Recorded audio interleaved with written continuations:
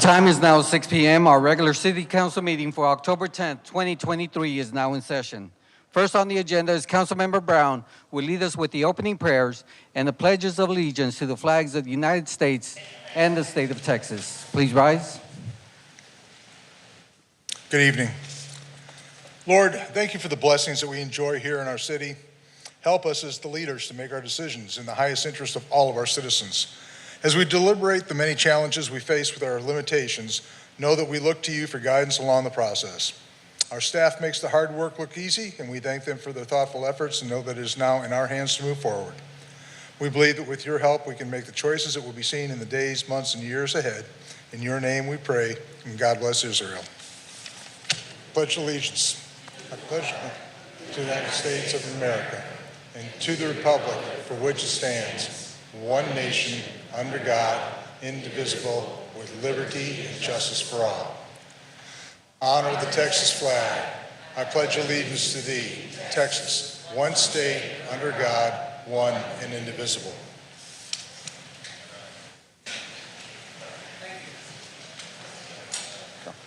Thank you, Councilmember Brown.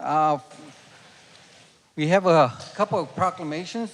First one is Domestic Violence Awareness Month proclamation, October 2023, and Councilman Brown will read that proclamation.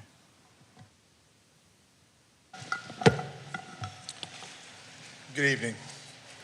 City of Schertz proclamation, Domestic Violence Awareness Month 2023.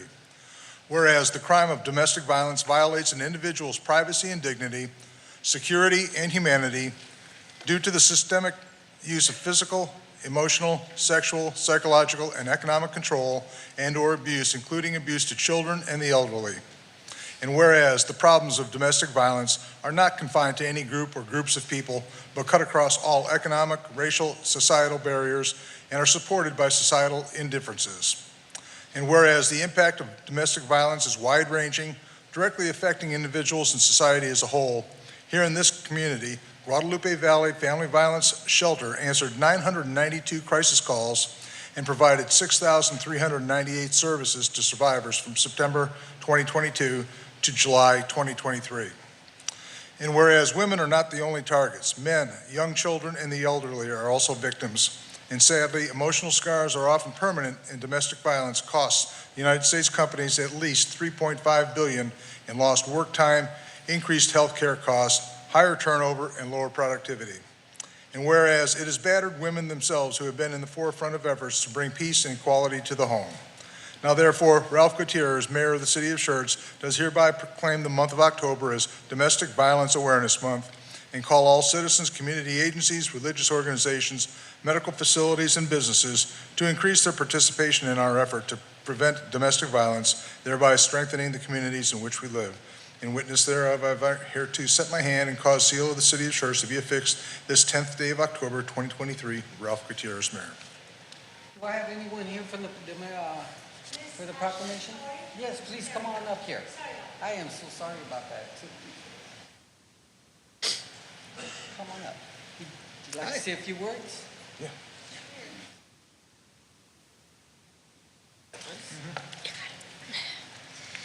I'm Reagan Thibodeau. I'm with the Guadalupe Valley Family Violence Shelter. I work as the Community Engagement Specialist.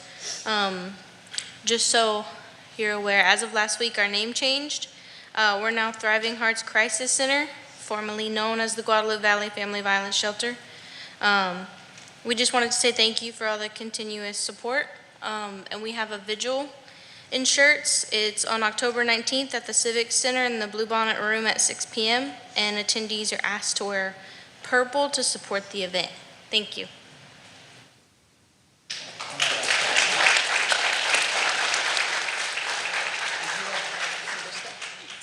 Hi, I'm Krista Chandler. I'm the Crime Victim Liaison for Schertz Police Department, and I want to thank City Council, Mayor, and the community for all of your support regarding Domestic Violence Awareness Month. And I wanted to say that we've made a great achievement.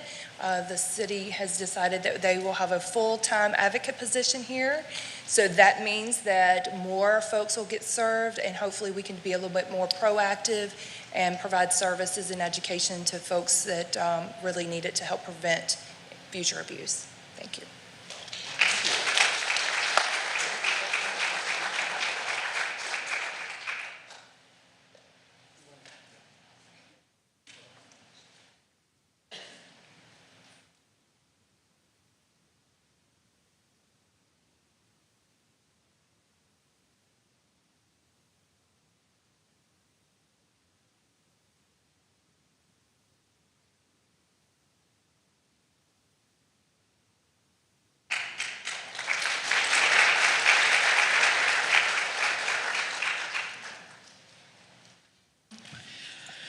Our next proclamation is Planning Month, October 2023. And Councilmember Hayward will be reading that proclamation. Could I have there we go. We have the team over here. Come on.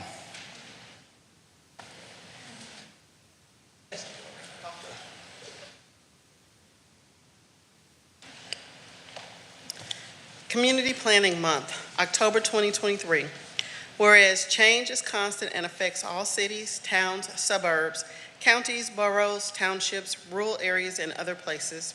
And whereas community planning and plans can help manage this in a way that provides better choices for how people work and live.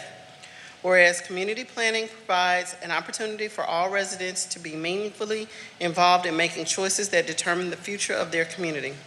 And whereas the full benefits of planning requires public officials and citizens who understand, support, and demand excellence in planning and in planning implementation. Whereas the month of October is designated as National Community Planning Month throughout the United States of America and its territories. Whereas American Planning Association endorses National Community Planning Month as an opportunity to highlight how planning is essential to recovery and how planners can lead communities to equitable, resilient, and long-lasting recovery. Whereas the celebration of National Community Planning Month gives us the opportunity to publicly recognize the participation and dedication of the members of planning commissions and other citizen planners who have contributed their time and expertise to the improvement of the city of Schertz. Whereas we recognize that many valuable contributions made by the Planning Division of the City of Schertz and extend our heartfelt thanks for the continued commitment to public service by these professionals. Now therefore be it resolved that the Mayor, Ralph Gutierrez, hereby proclaims the month of October 2023 as Community Planning Month in conjunction with the celebration of National Community Planning.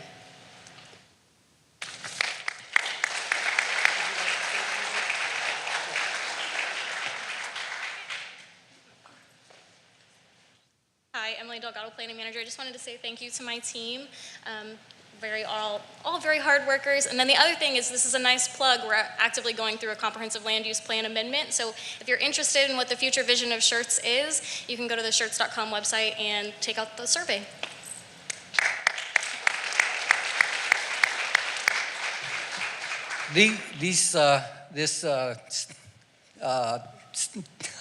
I'm lost for words here. This team is really responsible for planning the future that does not exist. Just think what we were. When I arrived here in 1991, what Schertz looks like and what it looks like today. These are the professionals that really shape our city. Thank you all so much.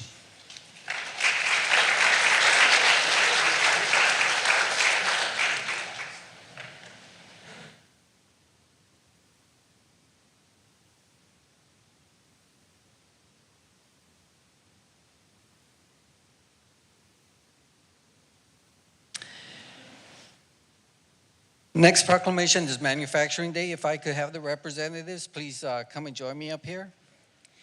And Councilmember Dalla will be reading the proclamation.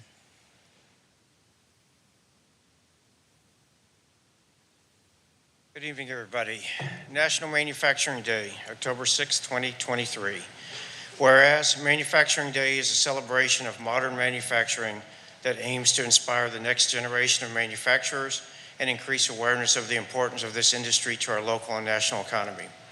And whereas Schertz, Texas is the home of more than 40 manufacturing companies, and manufacturing plays an essential role in the economic prosperity and growth of our community, providing jobs, innovation, and essential products that improve our quality of life.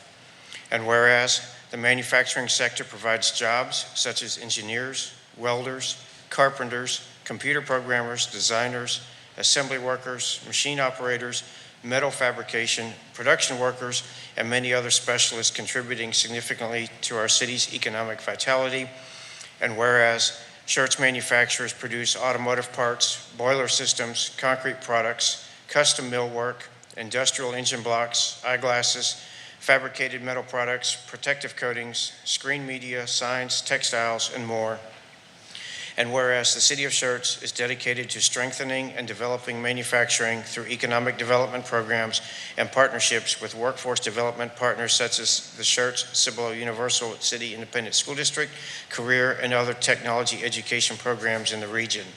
Now, therefore, I, Michael Dalla, on behalf of Ralph Gutierrez, the mayor of the City of Schertz, do hereby proclaim October 6, 2023 as National Manufacturing Day to show our appreciation and recognition for our local manufacturers and commend their positive contributions to our community and the opportunities that they create for the City of Schertz.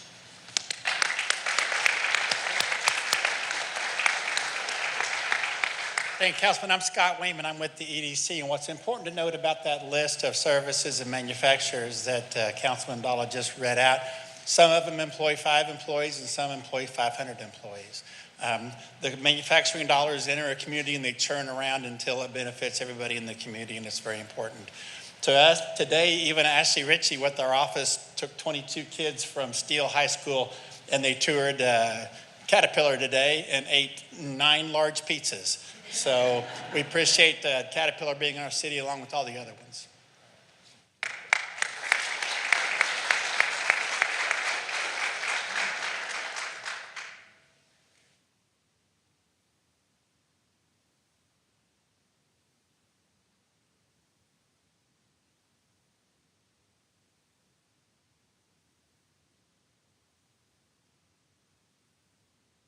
Our next proclamation is the Fire Prevention Week proclamation.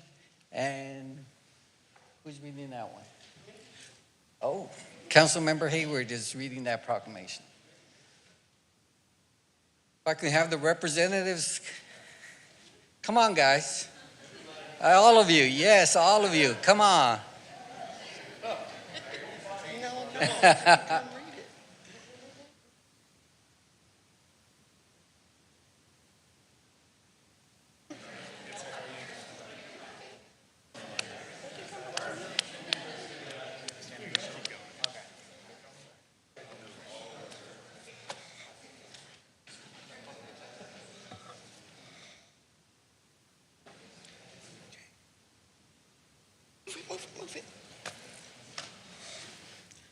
Fire Prevention Week proclamation, October 8th through the 14th, 2023. Whereas the City of Schertz is committed to ensuring the safety and security of all those living and visiting our city and state. Whereas fire is a serious public safety concern both locally and nationally, and homes are the location where people are the greatest risk for fire. Whereas home fires killed more than 2,800 people in the United States in 2021, according to the National Fire Protection Association, and the fire departments in the United States respond to 338,000 home fires. And whereas cooking is the leading cause of home fires in the United States, and the fire department responded to more than 166,400 annually between 2016 and 2020.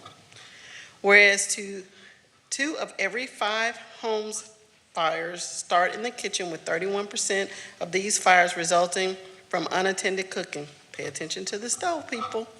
Whereas more than half of reported non-fatal home cooking fires injuries occurred when the victim tried to fight the fire themselves. Whereas children under 5 face a higher risk of non-fire burns associated with cooking than being burned in a cooking fire. Whereas the City of Schertz residents should turn pot handles toward the back of the stove, always keep a lid nearby when cooking, keep a 3-foot kid-free zone around the stove, oven, and other things that could get hot, watch what they heat, and set a timer to remind them of their cooking. And whereas the residents who have planned and practiced home fire escape plan are more prepared and will be therefore likely to survive a fire. Whereas working smoke alarms cut the risk of dying in reported home fires almost in half. Check those batteries.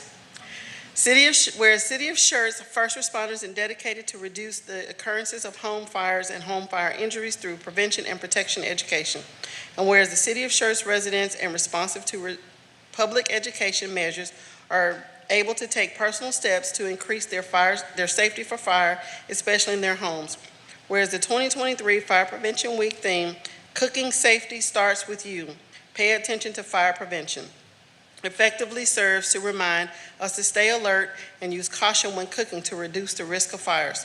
Now therefore, on behalf of Ralph Gutierrez, Mayor of the City of Schertz, proclaiming October 8th through the 14th, 2023 as Fire Prevention Week.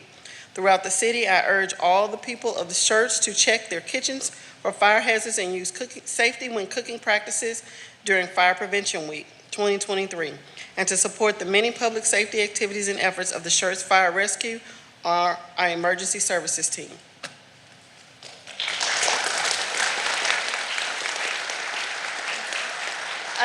I know the mayor normally says it, but we also have fall back. Check your smoke detector batteries. Spring forward and fall back. That's right. Just a quick word. I can't express to you the value of fire prevention. And this group behind me, when you see them out on the street and the lights and siren are on, that's in a reactive mode. Fire prevention is a proactive action, and that begins with you. This group will gladly go out and help anyone in any way that we can. But as we stated, your practices in the kitchen are of utmost importance. So please take the time to educate your friends and family about the things that can go wrong, and be very, very careful. If not, you're going to see us, and we don't want to do that. Thank you.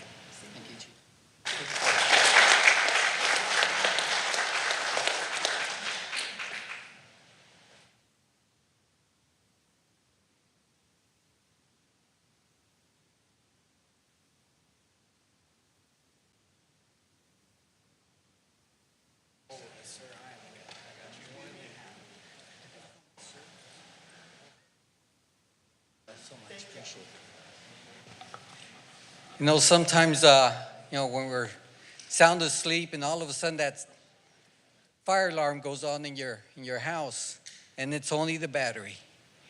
But it's a wake-up call that first thing in the morning, you got to go back, go to the store and replace that battery as soon as you can. Your safety depends on it. All right.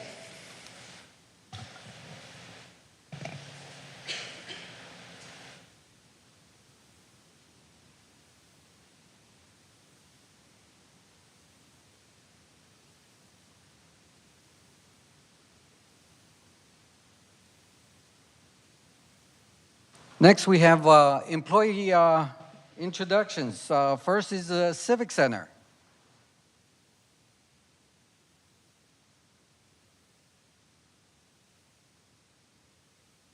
Evening, Mayor and Council. Erin actually had dental work done, so I am pinch hitting for her tonight, too. She is, yes. She just can't talk. That's right. So please help us in welcoming our newest event attendant, Kasha Enos. Kasha comes to us from Wilmington, North Carolina. Her hobbies are dancing and singing, and says right here you can always find Kasha dancing in the hallways as she works. Thank you.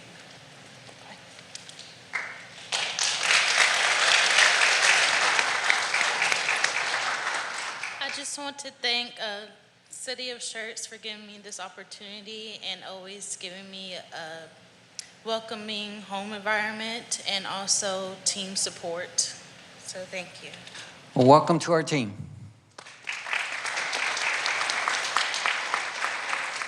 Next, we have EMS.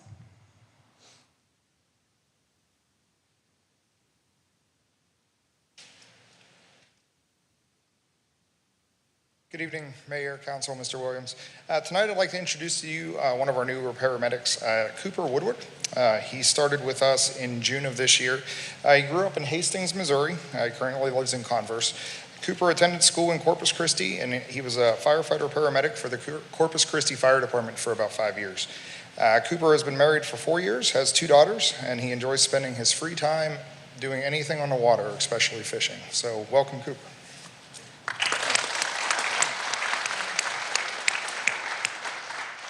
I just want to say thank you. My family and I appreciate the welcome and looking forward to continuing to work for the city. So, Well, welcome to our team. thanks, sir.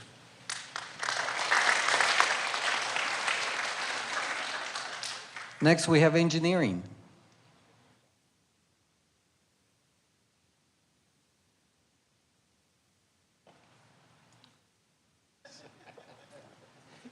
We didn't choreograph too well.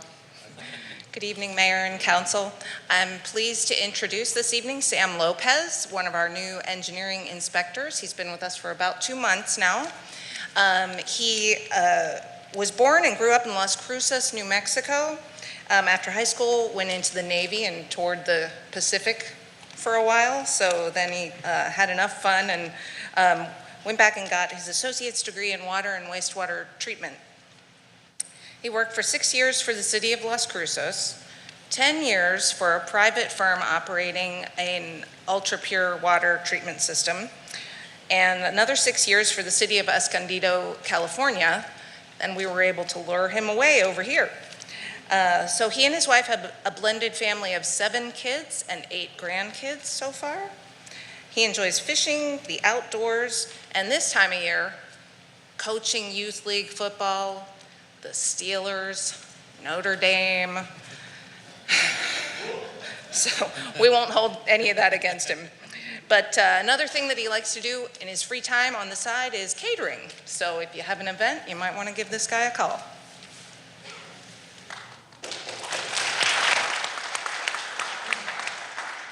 Thank you. I just want to, again, thank the city of Schertz for this opportunity to join a great team that I've joined and gotten to know so far. If we don't work closely together, I hope to share a smile and a hello at some point with you all. Well, thank you. Welcome to our team. Thank you very much.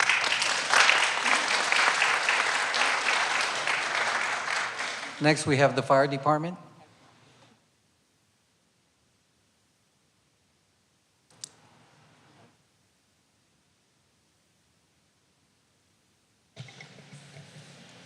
Don't be shy, Melissa. Come on up.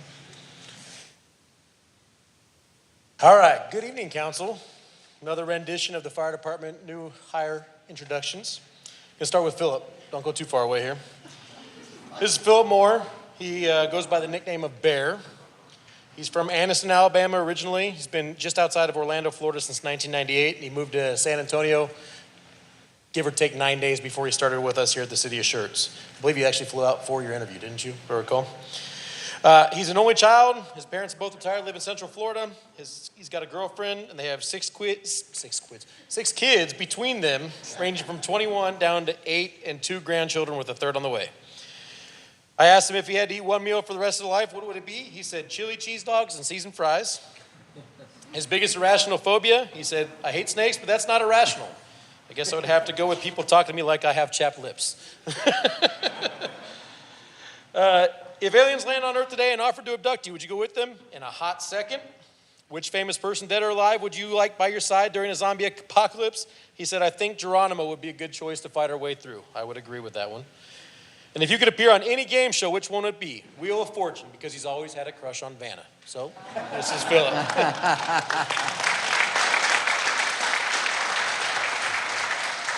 Thank each of you for the opportunity to come serve the citizens of Schertz and for my teammates to be able to help do this job. Thank you. Well, welcome to our team. Thanks, Philip. And then next I have Melissa. Now, Melissa is a unique introduction because she's actually been one of our temporary employees for a very long time. So we've got to know her. But, come here. Come on. But now we get the honor of actually introducing her as a new full-time employee with us. Full name is Melissa Rodriguez. She's from Los Gatos, California. Is that really your city? You lying. All right. She's got a husband, 5 sons, and 5 grandchildren. If she had to eat one meal for the rest of her life, it would be steak and baked potatoes. Her biggest irrational phobia, she says all of her fears are rational. And if aliens landed, she would absolutely go with them. And the famous person that she'd like dead or alive by her side during a zombie apocalypse is Stephen Hawking, because he's smart. Okay, very good. And if you could appear on any game show, which one would you choose? It was the old school Family Feud. So, Melissa, welcome.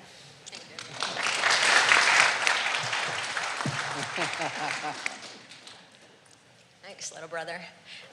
Thank you, guys. It's nice to be here, nice to be a part permanently of the team. It's been almost 3 years now that I've been temporary employee somewhere within the city of Schertz, and thank you. I appreciate you all, and I love these guys and gals. Well, welcome to our team. Now, you started as a volunteer. I remember I that. did. Yes, so it's been a Wonderful long missus. journey for you. Yep. Welcome to our team. Thank you.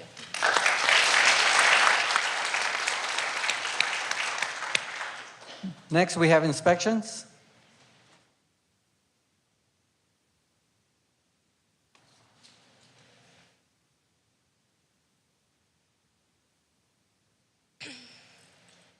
Good evening, Mayor, Council. I probably will not be as entertaining as Kramer, but I'll give it a shot. So, Michelle and Christina both started at the city on September 18th as permit techs within the Planning and Community Development Department. So first, I'd like to introduce Christina Timke. She was born in Honolulu, Hawaii, and moved to Schertz in 1970. Her father served most of his career at Randolph Air Force Base before he passed in 2001. Her mother, Cheryl, is still the original cake lady of Schertz, making cakes here for almost 50 years. She's probably made a cake for you or one of your family members over the time. Christina's been around town since when Wins 5 and Dime was on FM 78, so before my time, but maybe some of y'all remember. It's safe to say she's been here so long, she states she literally roamed with the buffaloes. As Samuel Clemens High School graduate, Christina watched Schertz grow up alongside her. Also growing up alongside her was the boy next door. Their parents still live next door to each other. Since the mid-70s, Kirk Timke has always been around, not only in Christina's life, but in the city of Schertz. Kirk just celebrated his 35th year serving the city of Schertz in the fire department. Christina went on to marry Kirk 11 years ago, and together they raised her 18-year-old son, Caleb, who is about to enlist in the Army. With the years spent and relationships built in this town, Christina said it only seems right to come home to the city of Schertz to retire. So, Christina Timke.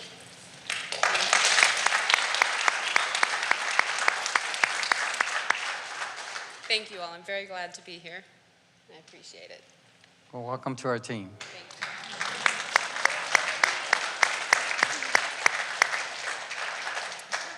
And then I have Miss Michelle Cherry. As a military dependent, Michelle moved around a lot, including Japan, Hawaii, and California, but she has always considered Texas her home. Michelle states that she is honored to be working for the city of Schertz, using her skills to serve the community. She is the proud mother of 2 sons, and she enjoys painting, jewelry making, and wild animal rehabilitation, including birds, rabbits, and possums. Michelle enjoys rock music and attending concerts with her youngest son, and states she has been to hundreds of concerts in her lifetime. In 2007, Michelle started a trucking company by trading her Harley Heritage Softail for her first 18-wheeler. She successfully ran her company for 10 years. Michelle Cherry.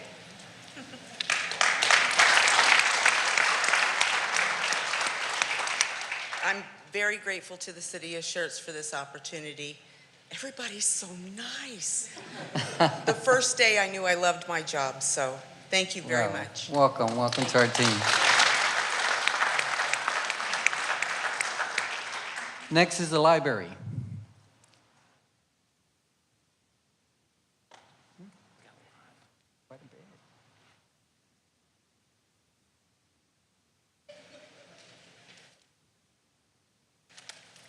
Mayor and Council. I'm Stephanie Barbosa. I'm the Virtual Resources Librarian, and I have the honor of introducing 2 of our newest employees. The first is Nicole Bedron. Nicole started at the library in September as programming specialist. Her job includes planning and running our program for tweens and teens, specifically Teen Tuesday, Discovery, and Saturday programming. Nicole is from Pensacola, Florida, and grew up right by the beach. She attended Florida State University and received a Bachelor of Fine Arts in 2010. Her husband was a navigator in the Air Force, and his job took them to South Carolina, New Mexico, back to Florida, and to Washington, D.C. She has worked as a behavioral specialist with children on the autism spectrum, as well as education director at a children's science museum, and as children's services coordinator at a small community library. Her family has recently relocated to San Antonio, and they hope to make this their permanent home. She has a 2-year-old daughter named Sloan and a 5-year-old English bulldog named Louie. Her goal is to obtain her master's in library science from the University of North Texas within the next 2 years. And in Nicole's free time, she's either running around after her daughter or trying out a new cookie recipe while listening to a true crime podcast. She loves to read just about anything, but her current favorite authors are Anne Rule and Tessa Bailey. So, Nicole Bedron. Thank you all for this opportunity. That was quick. Welcome to our team, Nicole. Thank you, Nicole. And then now we have Jessica Willis. Jessica actually started as a temp library assistant in May, and we had the honor of hiring her as a permanent in July.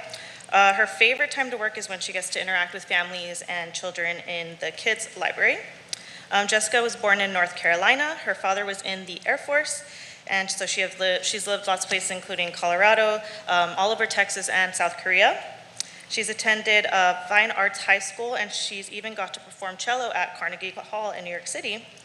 She's recently graduated with honors in history and a minor in English from Texas A&M.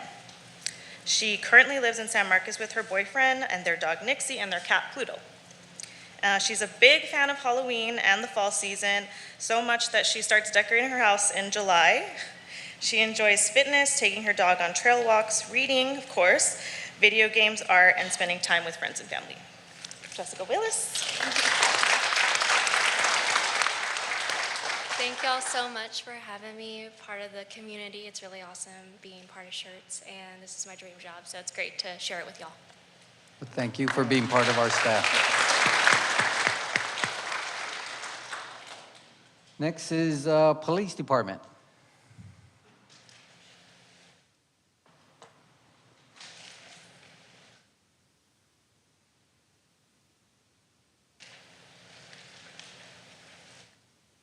Good evening, Mayor, council members. I had to walk up front so they could see me since I'm so short. I have the honor to introduce 3 of our newest members to our PD family and to our community. Very, very fortunate and blessed to have them with us. I'd like to introduce Hank Farnert. He's a police officer right now. He's currently in FTO training with the police department. He started August the 28th of this year, but it's not new to law enforcement. He actually started in Lavernia in 2009, so he's got the experience. While there, he developed a passion for training other officers, and he became the police department's firearms and tactics instructor. He's also heavily involved in active shooter response training and is an instructor for Alert to teach active shooter response as well as patrol breaching. He's been a speaker for Alert at the Denver, Colorado Conference and the David Wade Memorial Active Attack Conference in Norman, Oklahoma. He's been awarded the Life-Saving Awards and also been awarded to receive the Frank Butler Casualty Care Award at the North American Active Assailant Conference in Troy, Michigan. He was born in San Antonio and grew up in the San Antonio area. He graduated from East Central High School and attended Palo Alto College and Texas State University. His dad was a sheriff's deputy, and he was very, very young age and saw his dad and his uncle, who is a San Antonio firefighter. And this also gave him a great desire to serve the public and be a public safety. He's been married to his wife and his best friend Hannah since 2020, and they have 2 sons, Hayes, born in September of 2021, and Hollis, born in June. He resides in St. Hedwig area, so he's local to us. His greatest joy is spending time with his family. He loves going to parks and Schertz, as well as areas all throughout San Antonio, as well as the San Antonio Zoo and SeaWorld. He also loves music and loves playing guitar for his family. Prior to law enforcement, Hank was actually in a band and played in a band guitar. So this is Hank. Thank you so much for the opportunity to serve this community. I'm very excited to be here, and I love it so far. Well, thank you for serving our community. I'd like to introduce Andrew England. He's a police department. He started with us September 25th. He's currently in FTO training. He grew up in Schertz, and actually, he's super local to us. He went to Pascal, Wilder, and Corbett, and graduated from Clemens in 2015. Go Buffs. He's also graduated of the University of Texas at Austin, and that was in 2020. He has former corrections experience with Comal County Sheriff's Office. He graduated from ACOG Academy January of this year, and was prior to this worked for New Braunfels PD as well. He has a degree in history with a minor in business. He loves to golf, barbecue, and watch UT sports on Saturdays. Again, Andrew. Yeah, I just want to say I appreciate how kind everyone in this community is to law enforcement. I worked a 12-hour shift today, and by about noon, I'd already lost count at how many times someone had told us they love us and they're praying for us every day. So that definitely makes the job a lot less difficult. So thank y'all, everyone. Really appreciate it. Welcome to our team. Next, I have Rashad Beecham. Rashad is currently a cadet in ACOG, and he's set to graduate February the 28th, and he'll start FTO with us. He was born in Mount Clemens, Michigan. He graduated high school from Steele, and he has an associate's at Trinity Valley Community College and graduated with his bachelor's in criminal justice and a minor in psychology from the University of Texas at El Paso. He also played Division I football for the university. His current life consists of going to the academy Monday through Friday and everything needing to become a police officer with Schertz. He has 3 siblings, an older sister named Nina, who graduated from Georgetown University and is now interning at NASA. Amazing. His older brother Abdul graduated from Kansas State University and played Division I football and is now playing professional football for the XFL Guardians. His younger brother graduated from Steele High School as well and is about to begin his college career. His mother stayed home and raised all of them, and the father served in the U.S. Army for 24 years and is now a retired veteran. His hobbies consist of sports, playing football and basketball, and he's played both since he was the age of 6, and he loves to watch his teams play. The things he loves are his family, God, and his community. And we're very, very blessed to have Rashad here this evening with us.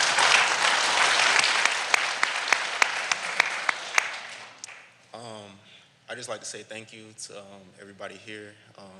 Thank you to all the council members for having me.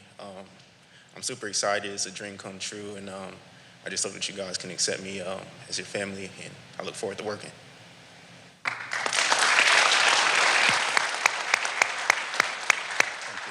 Welcome to our team, gentlemen.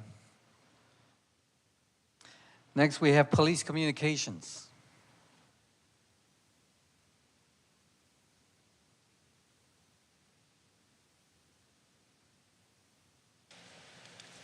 Good evening, Council, Mayor.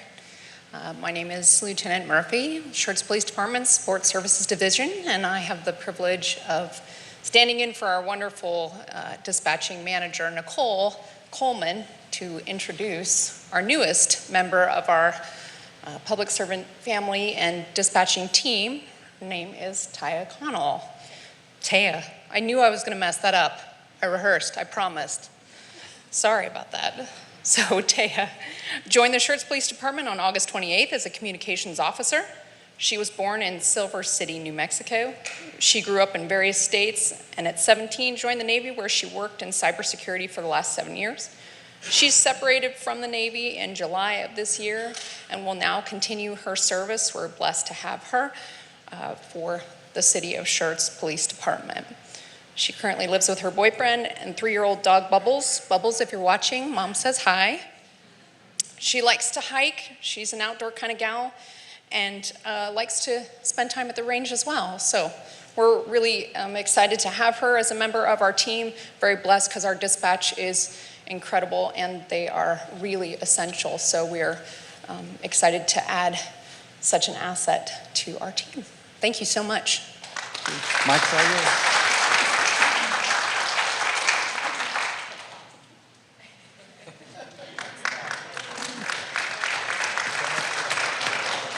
And next is Public Affairs.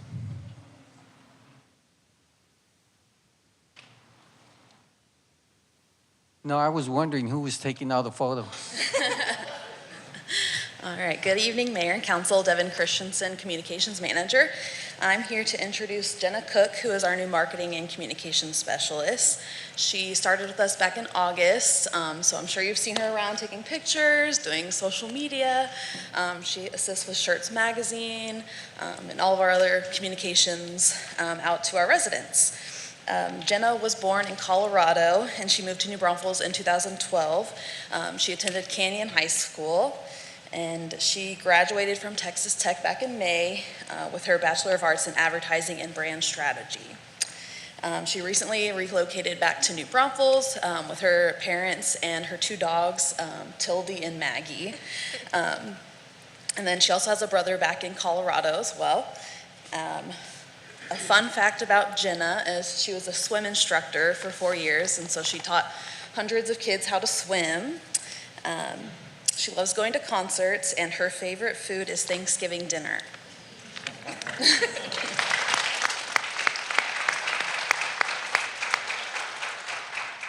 I just wanted to say thank you for the great opportunity. It's been a really great first few months, and I can't wait to meet all of you and get to know you. So thank you. Welcome to our team, Jen. Thank you.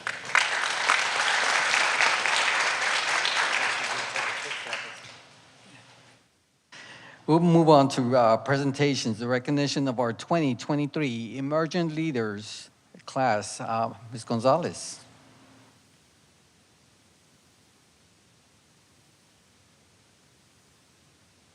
Let me set this down and I'll get the presentation pulled up.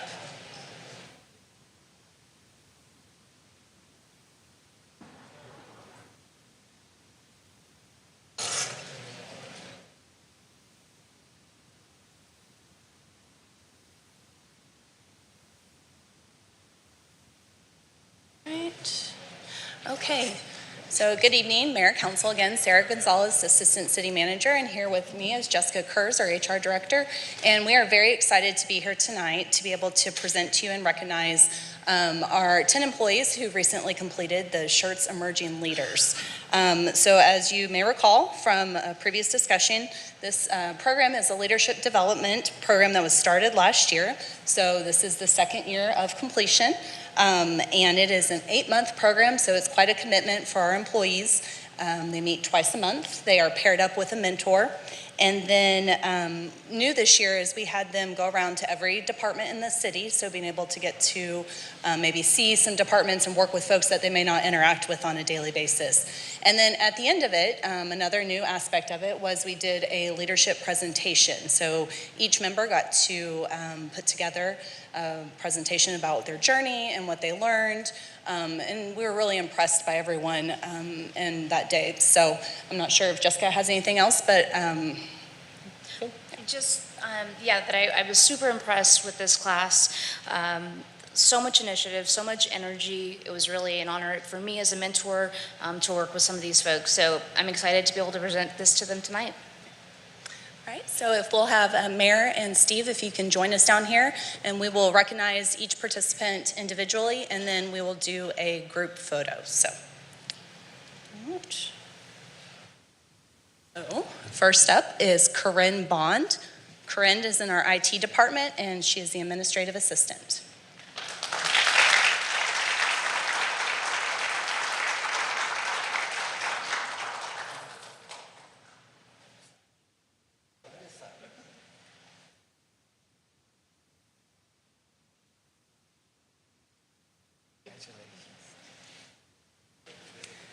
Next up, and we may have to come back, oh, there she is, Devin Christensen. She was just up here, our Public Affairs Communication Manager.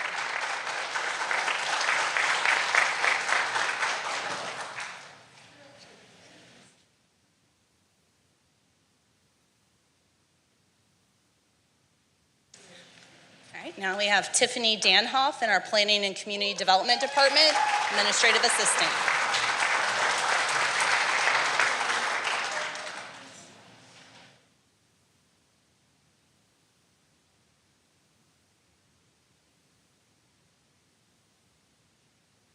And we have newly promoted Sean Seco, a patrol sergeant in our police department.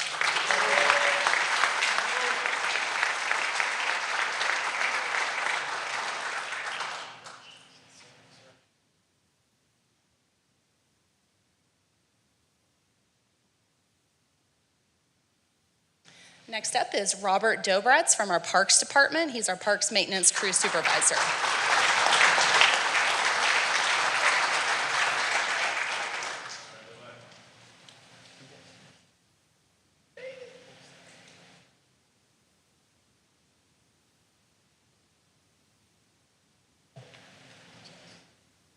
All right, we have Dana Kellum in our fire department, our fire apparatus operator.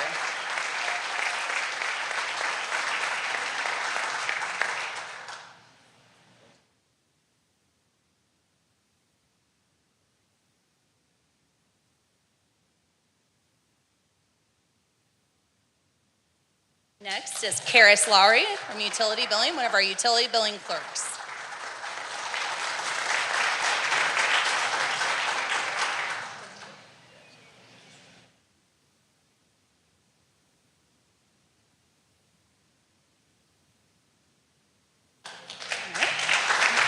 next, again, is a newly promoted Patrol Sergeant, Sean McKenna from our police department.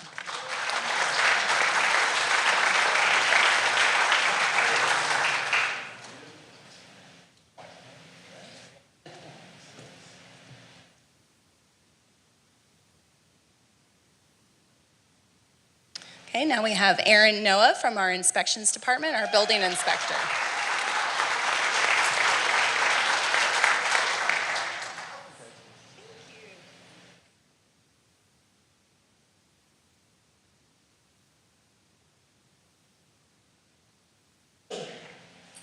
And last but not least, we have Mark Yamazi from our Neighborhood Services Department, our Code Enforcement Officer.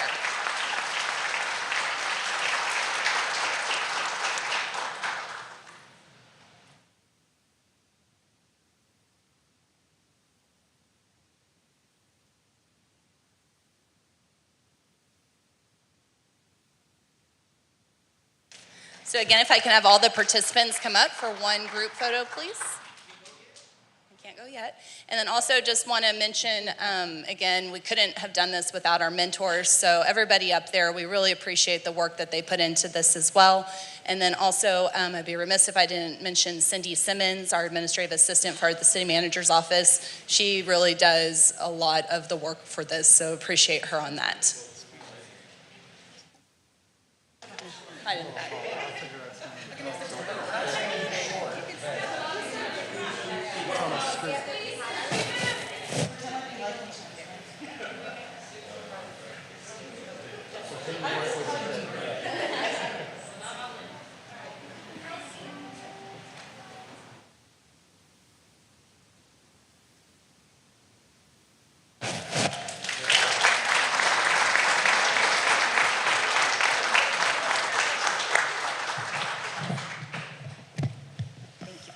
Thank you.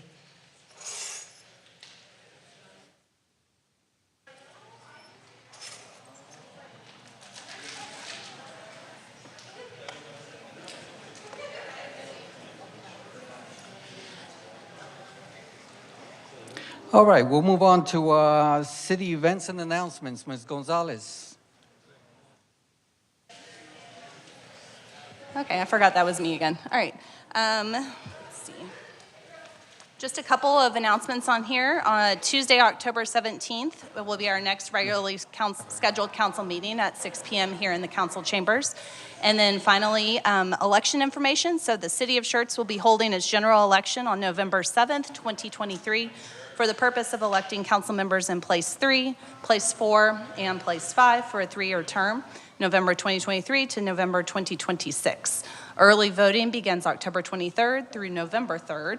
Please check your county election page for a list of early voting sites and hours of operations, and also election day voting sites and hour of operations. Thank you. All right, thank you.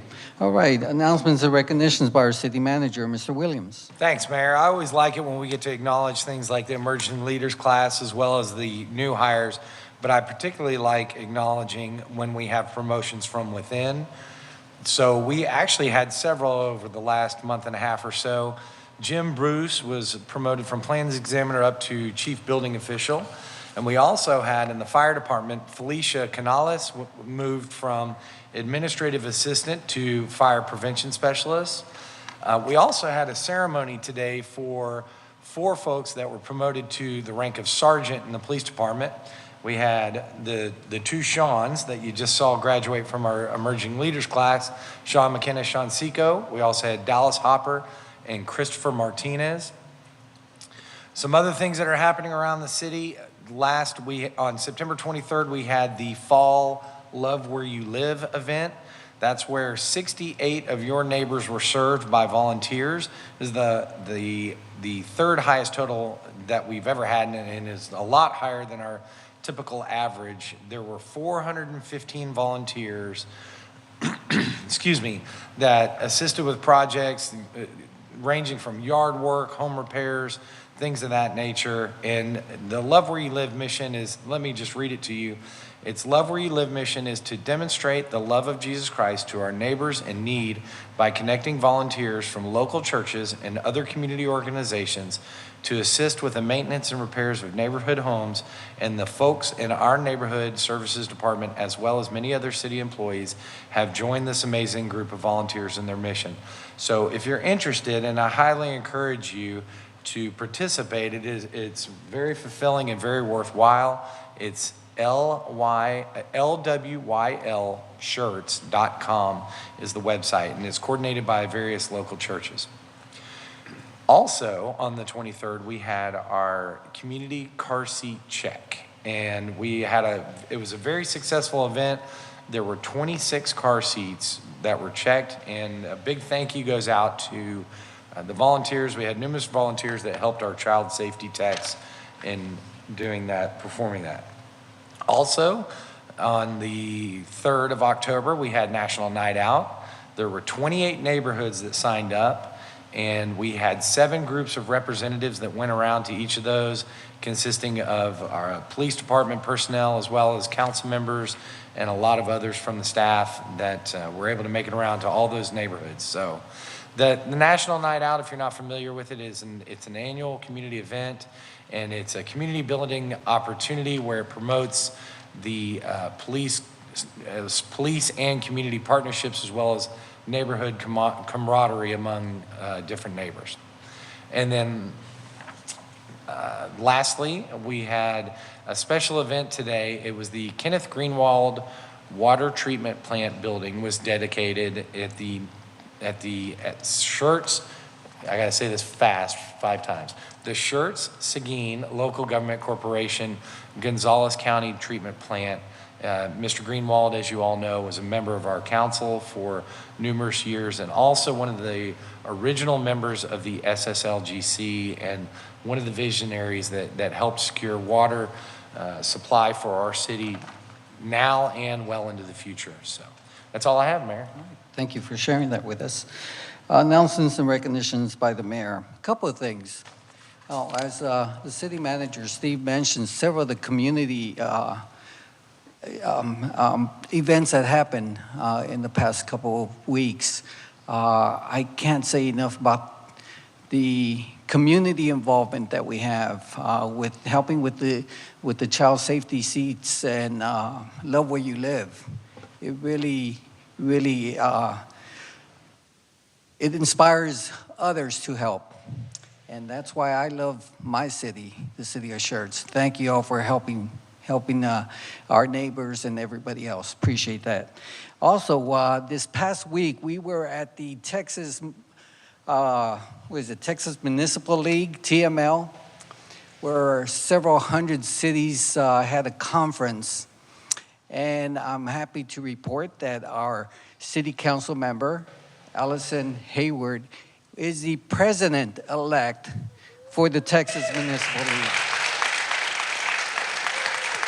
Congratulations on being elected as TML president-elect, and we look forward to the many things that will be coming. Thank you so much. Thank you.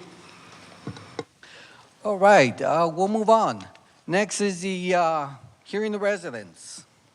This time is set aside for any person who wishes to address the city council. Each person is limited to 3 minutes, and we ask before addressing the council, for the record, please state your name and address. There's also a couple of public hearings that we have, and it's entirely up to you. You may speak during the hearing of residents. You may choose to speak during the public hearing, or you may speak at both the hearing of residents and the public hearing. The choice is yours. But please keep in mind that this is not a two-way communication. We will hear you out, but the council will not be responding to any questions or making any comments that you are looking for. Okay, Mayor Pro Tem, please call our first speaker. First is Harold Dinsberger. I would like to speak after they present. All right, sir. Okay. Second is Maggie Tetherton.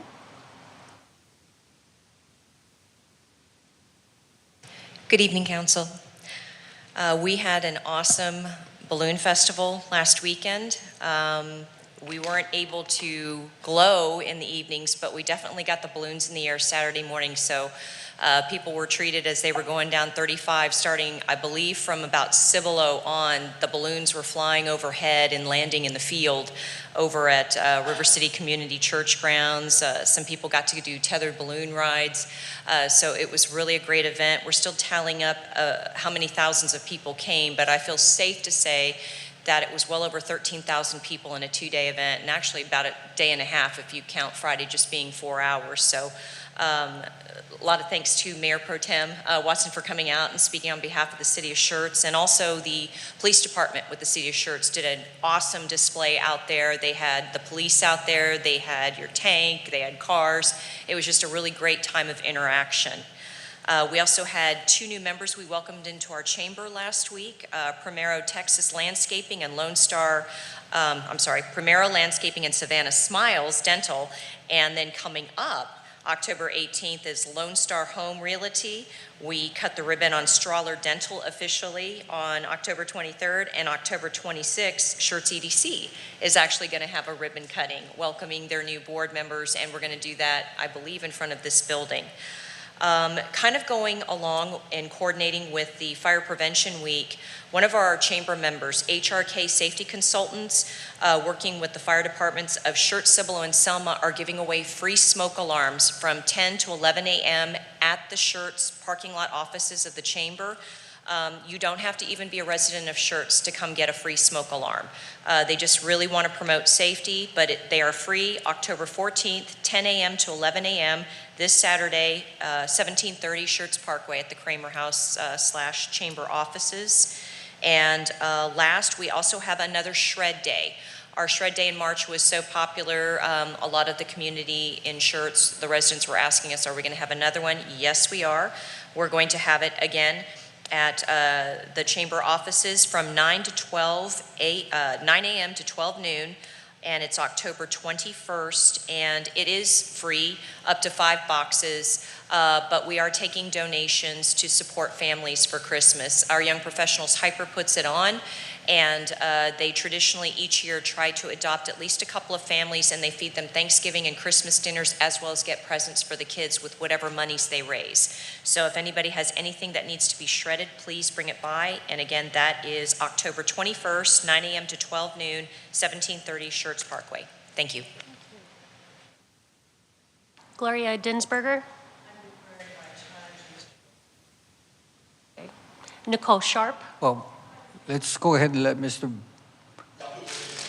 Okay, Mr. Belford, you have Buford, I'm sorry. We'll give you 6 minutes, sir. Well, I'm going to do some after. I was just going to do a brief introduction. 3-minute introduction would be sufficient right now. Is that? I thought she deferred her 3 minutes. Correct. To me, I am not a resident here, and so she was giving me her time to speak and do a brief introduction. Oh, that's fine. Perfect. All right. Well, good afternoon, Council. My name is Colby Binford. I'm an attorney with Andrews Myers Houston office. I'm here today on behalf of the Ott and Sharp family to discuss Ordinance 23S26 and their opposition to the ordinance. I'm going to give you the kind of 30,000-foot level as I just discussed. In doing so, what I would like the city to do is keep in mind the City of Schertz core values. As you're all likely aware, the City of Schertz has 4 core values. Do the right thing. Do the best you can, treat others the way you want to be treated, and work cooperatively as a team. As applied to Ordinance 23S26, which we'll hear about more today, doing the right thing, I think rezoning the property for multifamily use is not the right thing. It doesn't comply with the comprehensive master plan, the city zoning ordinance, or the subdivision ordinance. Doing the best you can, I think the city can do better. This area is not ready for this development. There is no access.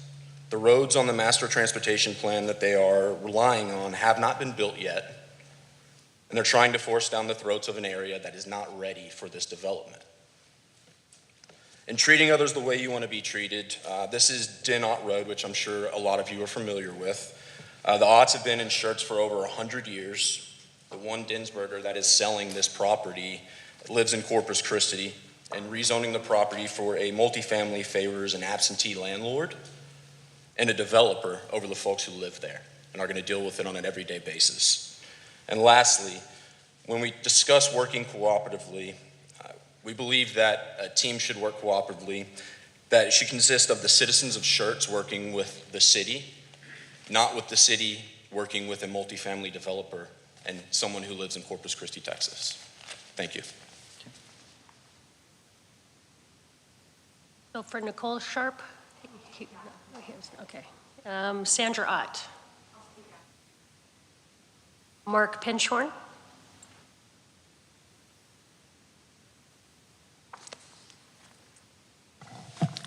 Good evening, Mayor Gutierrez, City Council. Most of you know me. I'm Mark Bensorn. I live at 8320 Trainer Hale Road in the southern part of Schertz on several hundred acres of agricultural land that's been in my family since 1852. And that's why I'm here. I'm here to ask you a couple of questions. And the first question goes back to when Schertz first started the annexation procedures of the land in southern Schertz.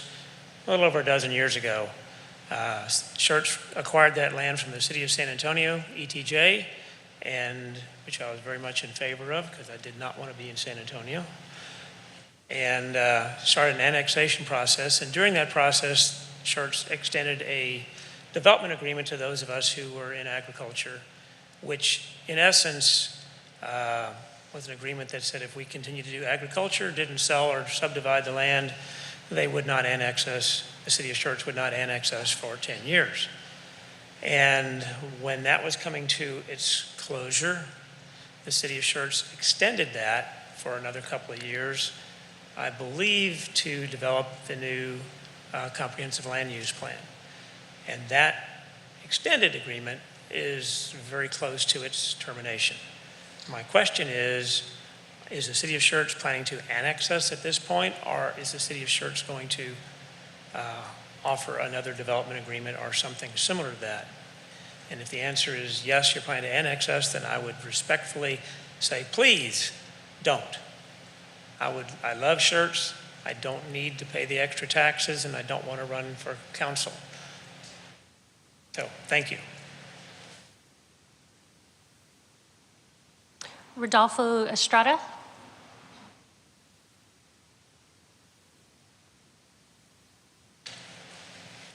Evening, Mayor and Council. My name is Rodolfo Estrada. I live at 11401 Ware Seguin Road, and I wish to thank the members of the council for the opportunity to express my concern about the 90-degree curve in front of our house, which is one of the two curves located on our street. My wife, Lucia, and I have lived on this property for the last 22 years. And when we moved in 1999, the road was level.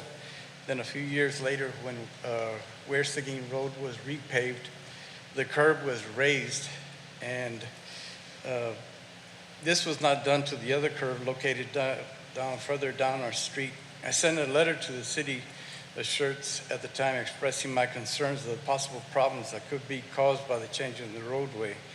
But since then, we've had 6 incidents where vehicles have driven through a welded pipe fence, the last 2 of which were hit-and-run accidents. I created this fence to increase security and also to prevent vehicles from damaging our trees and our house. So far, no serious injuries have occurred, but that's not to say that in the future that might change. I'm also worried that when we're cutting the grass in our yard, a vehicle could drive through the fence and cause us to sustain a serious injury. Of the 6 incidents, 4 of the earlier accidents were covered by their insurance companies and received compensation for the repairs. We have police reports and pictures of the last 4 accidents in which I can present to the council. Repairs to the fence require specialized work, and most fencing companies mainly deal with wood or wire fencing, therefore the repairs are more expensive. The last estimate that I received was around $2,000 for the repair. I have the skill, knowledge, and tools to complete the repairs, to do all the work when we can't file a claim on the insurance company. But I'm 72 years old and I just don't have the energy anymore. would it be possible to have a street light installed on that 90-degree curve or to increase visibility? Or maybe installing some rumble strips to warn of the approaching curve or some kind of barrier on that curve itself. There is a sign approaching the curve stating it's a 15-mile-an-hour max speed and an arrow warnings. However, there are some that are not observing this warning. An increased police presence to slow down speeders would be appreciated, since speed and the possible DUIs were the possible causes of some of these accidents. I would welcome any other possible solutions to this problem. Thank you. James Ott.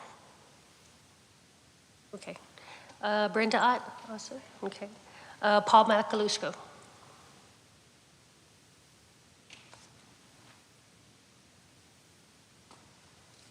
Paul Macaluso, 845 Water Oak. Mr. Mayor, City Council, thank you for allowing me to speak to you. First, I just want to say to the 3 council members that chose to not go back in for election, thank you for your service. It's very appreciative. I know things can get difficult at times. You got issues that come up that you'll never please everyone, but you got to make what's the decision that's right for the city, and that can be difficult. So thank you for your time. I'm really here just to introduce myself as a candidate for place 3. I'm a 12-year resident of Schertz.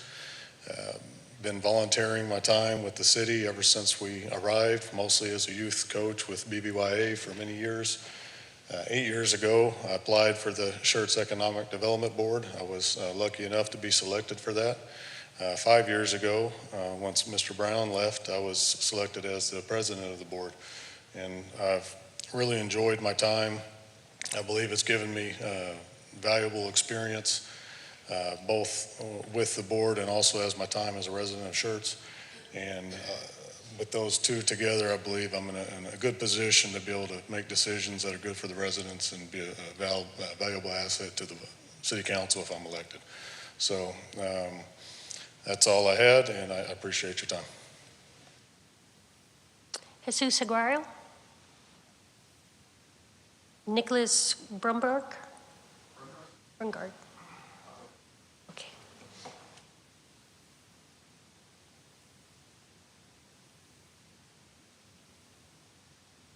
Hey, Mayor Gutierrez, good evening, council. Just want to say thank you, actually, first off, because you're doing something that I always thought that I might want to do, but I'm not sure I have the aptitude for it. So I appreciate all that you guys do. But my name is Nicholas Brumgard. I'm 2305 Hawthorne Pass in Schertz. Been here since the late 90s. My parents were stationed here as a child. Went to Clemens, went to Southwest Texas State, love Schertz. So, had lots of opportunities to leave, but came back, dug in as hard as I possibly could. So I am here to speak in opposition of 23S26. Just very quickly, I apologize. I just got to go pick up my littles, so I kind of got to go, but wanted to state my case. So I'm not 100% sure if it's relevant or not, but I wanted to bring a different perspective just regarding the rezoning. In late 22, I was a part of a rezoning effort that took place off of Dean Road. It's a 20-acre tract just north of Saratoga's neighborhood. It was previously SF1. We were trying to push it to SF4. It did end up being denied, and they cited that the reasons were for flooding down the hill. The development and the paved roads would actually increase the flooding, which it's already zoned AE down there. There's a strip of it that runs across Dean Road. And then and then they also stated that the SF4 was too high volume. So this area is 1,200 to 1,800 feet south of the proposed change request. And like I said, it is downhill, and it is already a flood zone noted on the FEMA maps. So these opposing views were enough then, and this was late 2022, early 2023. They were enough then, so I just ask you that to consider that in your evaluation tonight. So I appreciate your time. Thank you. Andrew Friedman. Good evening, Mayor and Council. Andrew Friedman with Samco Capital Markets. We serve as the financial advisor to the city This is an item of information for you because we'll be back next Tuesday with an action item before the council, but wanted you all to have a heads up that a parameter sale ordinance will be brought forth to you all for a vote for the Schertz Local Government Corporation and their intention to borrow $5 million for various improvements at SSLGC. The city of Schertz, of course, is a 50-50 partner in the corporation with the city of Seguin. The SSLGC board passed their parameter sale September 21st. Next Tuesday, both the city of Schertz and the city of Seguin will be passing resolutions authorizing that sale. Only upon the confirmation of both resolutions by city of Schertz and Seguin can the corporation then go to market to lock in an interest rate and sell those bonds. That debt has been incorporated into the utility rates for the city of Schertz already to this point. And so the plan, assuming each city approves the parameter sales next week, is to market the bonds on October 24th, lock in an interest rate, funds delivered roughly 30 days after that. So I'm happy to answer, I guess in this format, I can't answer any questions, but we'll be happy to answer questions that you have next week. So thank you all very much for your time. And there's no more hearing of the residents. Oh, okay. All right. We'll move on then to consent agenda items. These are self-explanatory and information packets are provided to council and available for public viewing. These items require no separate discussion unless requested by council. Item number 1, minutes. Item number 2, resolution number 23R98. Item number 3, resolution number 23R101. Item number 4, resolution number 23R106. Item number 5, resolution number 23R111 that has been removed for discussion. Item number 6, resolution number 23R105. Council, do any of these others need to be pulled, or do I have a motion to approve consent agenda items 1 through 4 and number 6? So move. Second. Motion's been made by Councilmember Scagliola, second by Councilmember Dalla. Any other comments? If you can cast your vote. Okay, if you can go ahead and publish the vote. We have 7 ayes, no objection, motion passes. Item number 5 was just pulled for discussion. There is no presentation required. Item number 5, resolution number 23R111, authorizing expenditures in the amount not to exceed $2,731,724 with Accent Enterprise Incorporated for the purchase of body wear, in-car cameras, and taser replacement. Dr. Scagliola, you pulled this one. You have the floor. Yeah, I understand this agenda item meets the spirit and intent of the consent items, but at 2.7 million plus, yeah, I think it deserves more than just a footnote. And the other thing is, I believe that there are things that go without saying that should probably be repeated more often than not. And one of those things is we back the blue in this city. I was out on National Night Out, and I was kind of proud of the fact that the city of Schertz is listed as one of the top 10 safest cities in all of Texas. Well, that sort of thing doesn't happen by accident. Yeah, it's our men and women in blue that make that happen in cooperation with the residents, business owners, city, civic leaders. It takes us all working together. Like I said, we back the blue. We should say it more often. This particular agenda item addresses that, and quite frankly, it adds validity to our words. It actually shows our commitment to backing the blue. Like I said, I just felt like it needed to be repeated one last time. So with that being said, I make a motion to approve Resolution 23R111. Do I have a second? Who was that? Councilmember Hayward? Okay. Council, any other comments? Well, before we cast our vote, Dr. Scagliola was right on point. the safety and security of our city is basically our law enforcement and our first responders.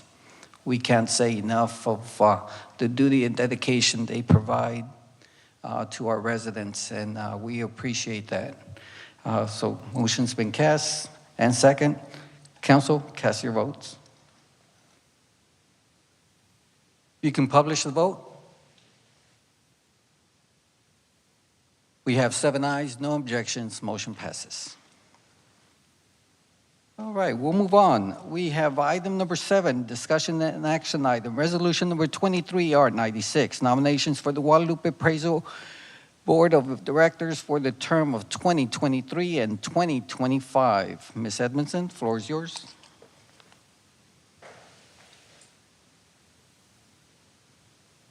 Good evening, Mayor, Council, and City staff. Tonight, I bring forward Resolution 23R96, which will be a nomination, if you choose to make nominations for the Guadalupe Appraisal Board of Directors. Earlier this year, we received a notice from the Guadalupe Appraisal District Board of Directors that all their terms would be expiring on December 31st, 2023.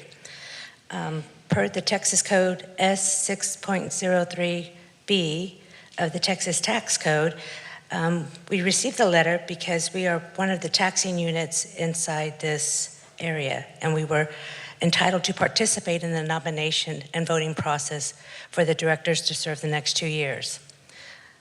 The City of Schertz is entitled to nominate a candidate for each directorship to serve on a 23-25 term, so that would be 5 possible nominations. I had reached out to the county earlier today just to confirm. They have received 4 nominations already from other entities. Those candidates are Mr. Ben Amador, Ms. Leticia Sever, Mr. Jim Levines, and Mr. Darren Dunn. After the nominations are sent back, which are due to the county by the 15th of this month, they will put the ballot together, send it back out to all the entities as well, and we would then cast our votes and get it back to them before December 15th of 2023. We went ahead and, like I said, I prepared a resolution just in case if any of you had a nomination to move forward. If you do, we can definitely take note, and I'll send that over to the county once approved. And if you choose not to make a nomination, I did read the 4 candidates who were seeking reappointment. Thank you, Ms. Edmondson. Once again, this is just a nomination. Once those nominations are in, we will cast our number of votes that we have as a city. Am I correct? Yes, once the ballot is drawn up, we will receive that, and then we will cast the allotted amount of votes that we have as a city, and we will send that back to the county with the folks that we choose to nominate to the board. Okay, I think we had over 200 votes, somewhere around there, but they'll let us know how many. Council, any nominations? I hear none. Okay. Well, thank you. Thank you. All right, we'll move on. We have a few public hearings. The first one is item number 8, ordinance number 23S27. Conduct a public hearing and consideration amendments to Part 3 of the Schertz Code of Ordinances, Unified Development Code, UDC, Article 4, Section 21.4.12, variances, and Article 9, Section 21.9.7, landscaping, and Section 21.9.9, tree mitigation, first reading. Mr. Haas, floor is yours. Evening, Council, Mr. Mayor, Mr. Williams. Ordinance 23S27, UDC amendments to Article 4, variances, and Article 9, landscaping and tree mitigation. Samuel Haas, Senior Planner. So I just want to preface this presentation by saying that the purpose of this ordinance is to add a little bit of clarity to the UDC, and there's just a couple sections within that we are going to staff is proposing changes to in order to accomplish that. So the first section is Article 4, which is variances. So currently, our UDC section 21.412A states the following: a variance shall not be granted to relieve a self-created or personal hardship, nor shall it be based solely on economic gain or loss, nor shall it permit any person of privilege in developing a parcel of land not permitted by this UDC to other parcels of this land in the district. So the Texas state law through the local government code has a little more language, a little more detail when it comes to variances and how they're granted as it pertains to structures. And we feel that adding the language from the local government code into our UDC would sort of provide citizens and our board members and staff as well a little more clarity on how to grant variances. So you'll see here that, item A states the financial cost of compliance is graded. The financial cost can be considered in certain instances for variances, and we feel that it would make a little more sense for us to just add this section in so it can be considered. So what we're proposing is to basically verbatim add the local government code language in. As we're not changing anything else in this section, we're just adding another little subsection to criteria for approval under 21.412D. And as you can see here, this is everything that was on the previous slide, just put into our UDC. The next minor little tweak here is from Article 9. It's about minimum tree caliber, which is when you're planting a tree, how round it is. And so local government code, state law, section 212.905, the state has a minimum tree planting requirement of 2 inches when it comes to mitigation. So all trees planted above this requirement, according to state law, are eligible for mitigation credits. And so in our tree mitigation section in the UDC, 2199D, all trees that are mitigated have to be planted at a minimum of 2.5 inches. So essentially we have a built-in credit system in our UDC.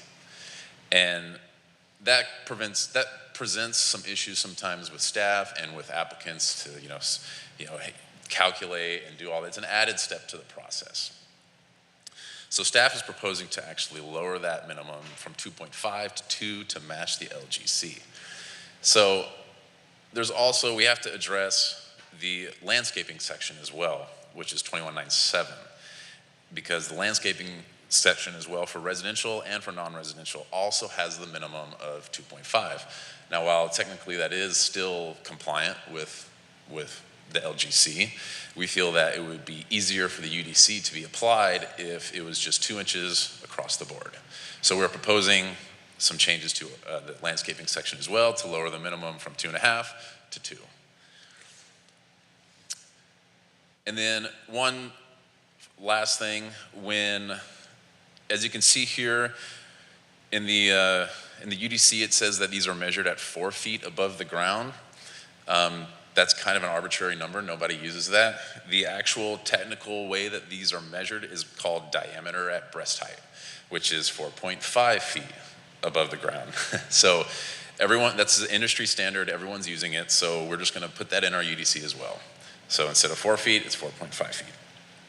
So to just sort of summarize everything here, we're going to add some language in to the variance section in Article 4.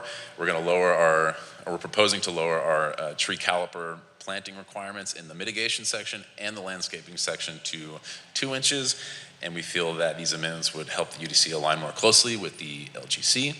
The Planning and Zoning Commission recommended approval with a 7-0 vote on the September 13th, 2023 meeting, and staff is recommending approval of the UDC amendments as proposed and discussed. All right, thank you, Mr. Haas. All right, this item on the agenda is on the open public hearing. Is there anyone in attendance who would like to address the council in reference to this subject? And for the record, please state your name and address. Maggie Titterington, 1730 Schertz Parkway, Chamber of Commerce. Thank you for the clarifications. I think some of the businesses are also going to like that, as I am assuming that the larger the diameter, the more the cost of the tree going in there. And I know Mr. James isn't here tonight, but just thanks again that we are finally here at this point with tree mitigation, because It has been a really big hardship for a lot of the businesses coming in, and the fact that the city of Schertz has worked so hard and now is clarifying some of the other parts of this code just means a lot, so thank you. Is there anyone else who'd like to address the council? Going once, going twice. All right, public hearing is closed. Council, floor is open for discussion.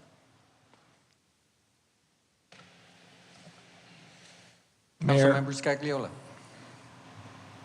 Yeah, I just had something's going on in the mind. You know, we had this requirement of 2.5 inches at 4 feet, and that's being changed to 2 inches at 4.5 feet. I don't see the distinction between the two. It stands to reason that a half a foot up the tree would probably accommodate that half inch. So, all right, what is it? Was it really benefiting? What is it changing? So the state law requires 2 inches at 4.5 feet, right? Yeah. So essentially, we're just changing our UDC, or we're proposing to change our UDC to just match what state law says, just the exact language, essentially. Okay, I can deal with that, but how is that benefiting anybody other than just clarifying and making it consistent with state law? Yeah, so as it stands right now, ours is a 2.5 minimum. And so everything planted above 2 inches, according to state law, is eligible for mitigation credits. So that, basically what we're saying is to simplify the process, because that way everyone who comes into the city right now would be eligible for credits, because we're making them plant trees at a half inch above. So from a practical standpoint, I see what you're saying. It's like, are we getting really smaller trees or bigger trees? You know, I don't think that's really the intent of these amendments. It's mostly just to really make the language easier to understand and to be more clear and to match the Texas state law.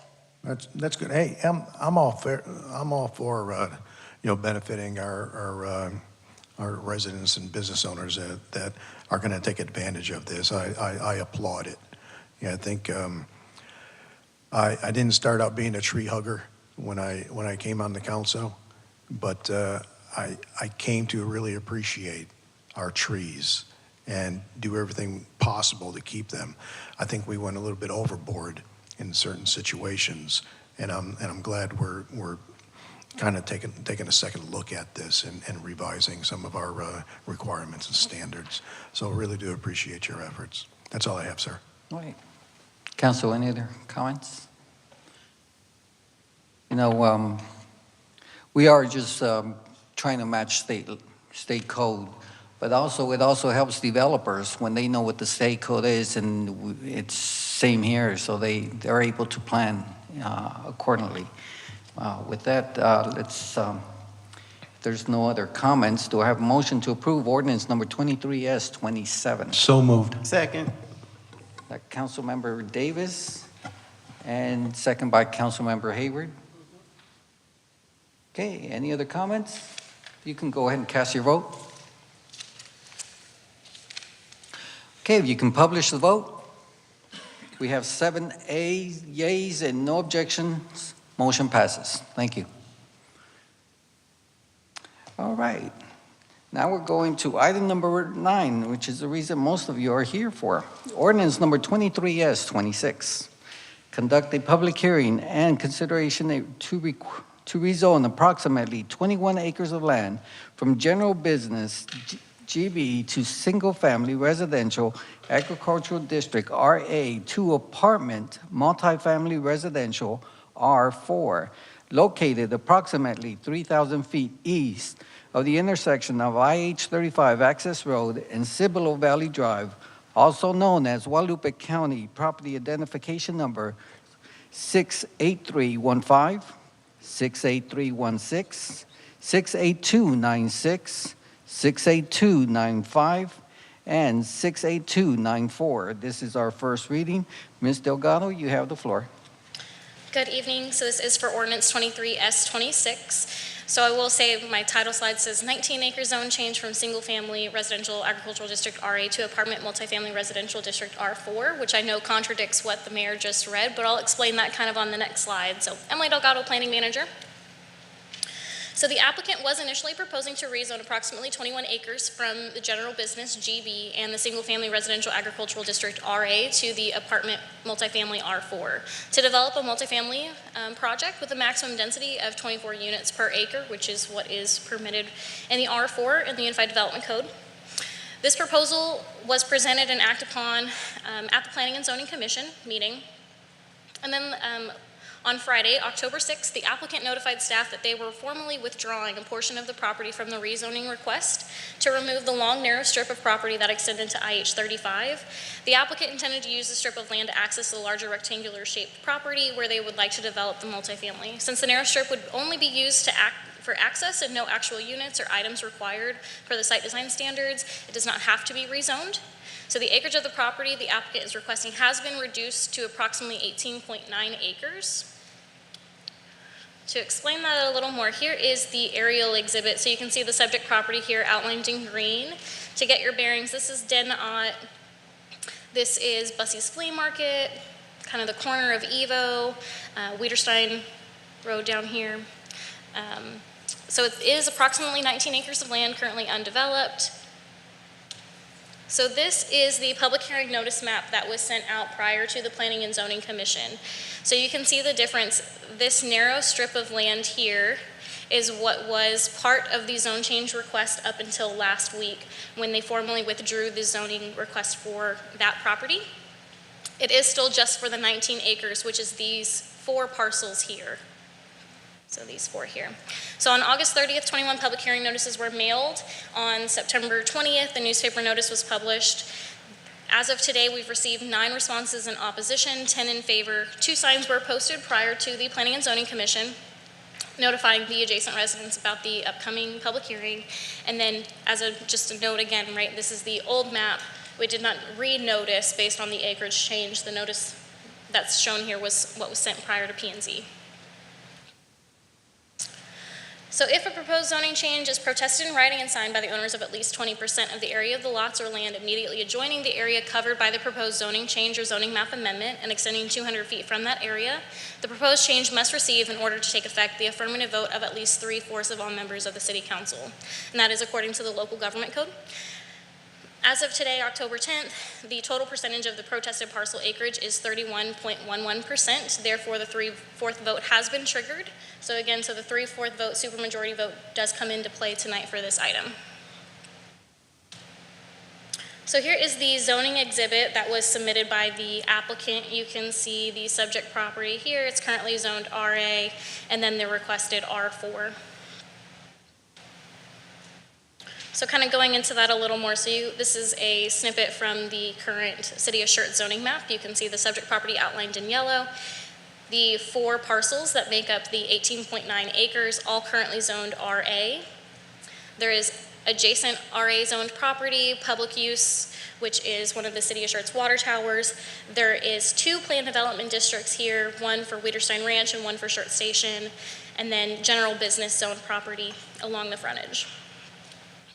So kind of going into more detail on that in relation to the current businesses that are out there in relation to the current zoning, and then the comprehensive land use plan designation, which I'll show you the map after this. So again, right, there's your 4 subject tracts for the zone change. Immediately adjacent is a 101-acre property that is owned by SCUC that is currently zoned manufacturing light, or M1, that is designated single-family residential on the comp plan. We also have some commercial businesses along the frontage here.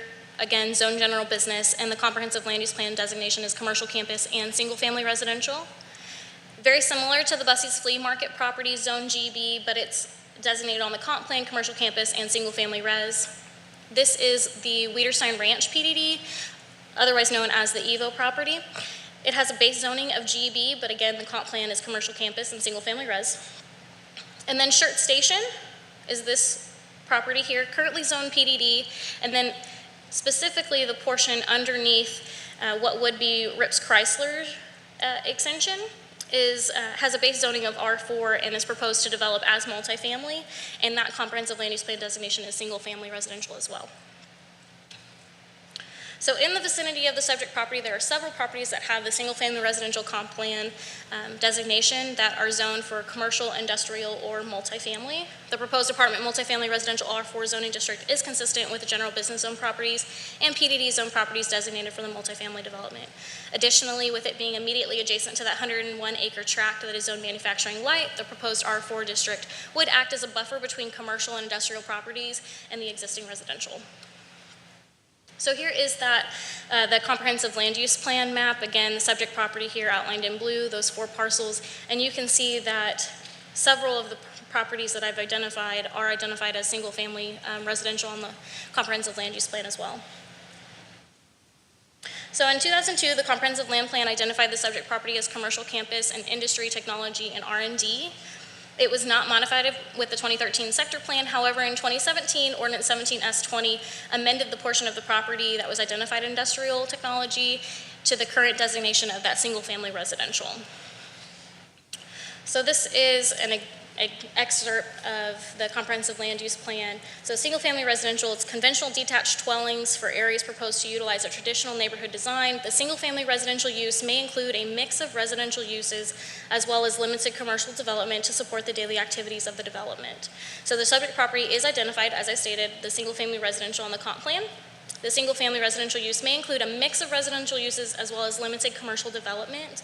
The City of Schertz has historically interpreted this to include multifamily apartment in the mix of residential uses. Therefore, the comp plan does support the proposed zone change to the apartment multifamily R4. So kind of going into some history and some support on the Planning Division has recommended approval on several multifamily project zone changes that the comprehensive land use plan designation of the property was single-family residential. So again, I'll mention Schertz Station. It was approved via Ordinance 22S44. It's located approximately 700 feet west of the subject property and has approximately 29.09 acres that is designated as single-family residential on the comp plan. This property was approved to be zoned Plan Development District with the base zoning of apartment multifamily, and specifically the 29 acres will be developed as 318 multifamily units. So just 700 feet to the west of the subject tract, there is a property that's already identified as PDD with a base of R4 that will be multifamily units. Another example of recommendation of multifamily, so the villas at Bluebonnet Ridge, this approximately 25-acre property, it's identified as single-family residential on the comprehensive land use plan. It has requested to be rezoned to Plan Development District 3 times. The first was for a PDD with a base zoning of R4, the second with a base zoning of townhome, and the third with the base zoning of 2-family residential R3. The Planning Division recommended approval on all 3 of these cases, as the proposed zoning would provide a mixture of residential housing that's desired by the comprehensive land use plan.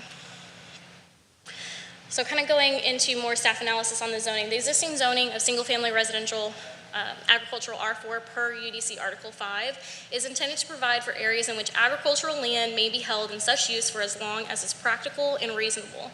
Residences in this district are intended to be on a minimum lot size of 1/2 acre. The district is suitable for areas where development is premature due to lack of utilities, capacity, or service, and for areas that are unsuitable for development because of physical restraints or potential health or safety hazards. So again, kind of going into that, the UDC states in such use for as long as is practical and reasonable. The subject property is located 1,500 feet from IH-35, 600 feet to the north is property zoned for general business, 340 feet to the east is property zone general business, immediately adjacent is that 101-acre tract that's manufacturing light, and again, 700 feet to the west is PDD that's going to develop as multifamily. The existing single-family residential agricultural is not consistent with the surrounding land uses and zoning designations. If other properties in the vicinity currently zone single-family residential agricultural requested a zone change to R4, the Planning Division would recommend approval based on the surrounding land uses and zoning districts along with the comprehensive land use plan supporting a mix of residential uses.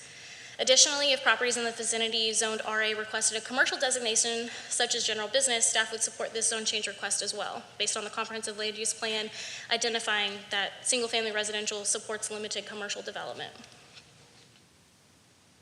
So there's 8 criteria within the Unified Development Code that P&Z and City Council should consider in relation to zone change request. So number 1 from the Unified Development Code is whether the proposed zoning change or zoning map amendment implements the policies of the adopted comprehensive land plan, including the land use classification of the property on the future land use map. The description of single-family residential in the comprehensive plan indicates that the single-family residential use may include a mix of residential uses, not a mix of single-family residential uses. As such, multifamily is consistent with this language. Further, the comprehensive plan has a goal to achieve an efficient, diverse, and balanced pattern of land uses within the city and the ETJ. An objective of providing an appropriate mix of different land use types is in suitable locations, densities, and patterns consistent with the goals and objectives established in the plan, which this would do. Finally, the plan states that housing should be developed to meet all needs of the community in terms of affordability, availability, adequacy, and accessibility, commercial, retail, and office as well. Multifamily housing helps to meet this need, especially in light of the rapidly increasing cost of housing that's been discussed over the past few years. So the second criteria is whether the proposed zoning change or zoning map amendments promotes the health, safety, or general welfare of the city and the safe, orderly, efficient, and healthful development of the city. As part of promoting health, safety, and welfare, the city should encourage development compatible with surrounding uses utilizing standards and traditional uses to alleviate negative impacts. Given the existing M1 zoning adjacent to the subject property, multifamily provides a better transition than standard single-family residential detached lots. So number 3, whether the uses permitted by the proposed change in zoning district classification and the standards applicable to such uses will be appropriate in the immediate area of the land to be reclassified. The site development standards in the UDC for multifamily development and the use of multifamily are appropriate and in fact seem to be the best in light of the significant variation in terms of zoning and land uses, which we highlighted earlier, single-family residential, commercial, industrial. So number 4, whether the proposed change is in accord with any existing or proposed plans for providing public schools, streets, water supply, sanitary sewer, or other public services and utilities to the area. As the comprehensive plan notes, as development matures in rural areas, higher densities should be considered.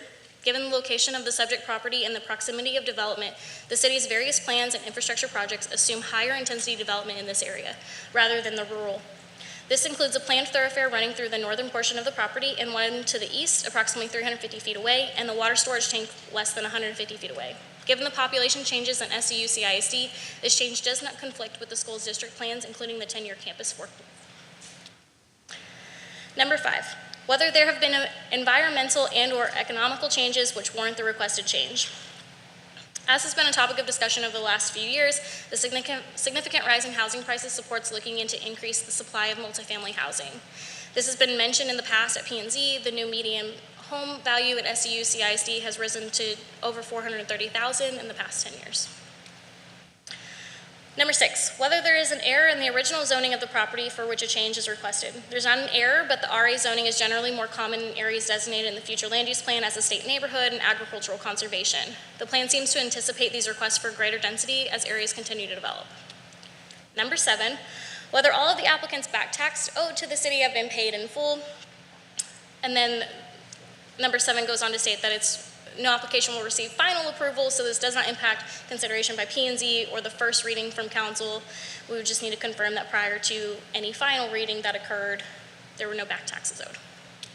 And then finally, number 8, whether other criteria are met, which at the discretion of the Planning and Zoning Commission and the City Council are deemed relevant and important in the consideration of the amendment. Much of the opposition heard at P&Z was similar to every case where there is proposed multifamily zoning, most of that having to do with the current levels of infrastructure versus planned or proposed infrastructure. So based on the surrounding land uses and zoning designations, along with the comprehensive land use plan designation being intended for a mix of residential uses, staff recommends approval of the proposed zone change from single-family residential agricultural district to apartment multifamily residential district R4.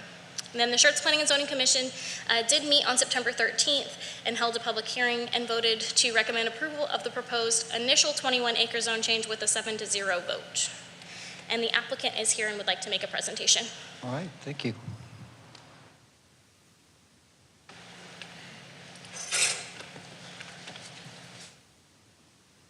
Thank you, Emily. Good evening, Council. Ashley Fairmont, Killen Griffin, and Fairmont. And so Emily touched on quite a bit on this zoning case, but I'd like to get into a little bit of what the project is so you all can see it and talk a little bit about the development. So as you're already pretty familiar, here's the site here. As Emily mentioned, we did reduce the zoning request. At P&Z, there were a lot of comments, questions, and I've heard since then regarding the driveway to 35. There's a 30-foot strip that is owned by the same owner that owns the property we're rezoning. And there have been a lot of questions about how that drive will be used, if there will be additional access points onto the driveway. We don't need to zone it. It's not part of the use. It is owned by the same owner and will be an access to 35, but it's not needed for the zoning case, so that's why we elected to take it out. So I did want to touch on that. So here's the property here. It's now less than 20 acres, but we actually think this is a really good location for a multifamily project. The access to 35 and the surrounding roadways, Old Wiederstein, ultimately Rips Chrysler to Cibolo Valley, give access to 35 and to businesses that are existing, businesses that are coming, as well as existing employers in the city of Schertz. So as mentioned, we're asking for R4 zoning. Staff recommendation was for approval and P&Z for approval as well. The zoning and the use, we believe, are compatible with what's happening in this project area. I know Emily touched on it, but I do want to mention it a little bit more. So Cibolo Crossing, on the far left end of the site plan, the far west side here, is the commercial retail in the front along 35, and then the residential to the back behind Rips Chrysler. Then the Schertz Station project has the commercial component fronting on 35 with residential behind, which I'll touch on again in a minute. And then obviously Bussey's another commercial on 35, and then this project here for the R4 residential. The school district has a industrial type zoning, manufacturing zoning, so whether that's zoned for school or manufacturing, we actually believe that the multifamily zoning is more appropriate next to that property versus a single family. And we do also think that multifamily is compatible next to single family. In a lot of planning, you do see apartments next to houses, and so we do think that that can work and be consistent with each other. On the Schertz Station, I do want to mention, there's been discussion about additional housing types in Schertz, providing additional housing for people to live here and work nearby. Schertz Station will have a build-to-rent single-family rental product. This is proposed to be a garden-style apartment, so different, providing that housing choice that we think people want to see.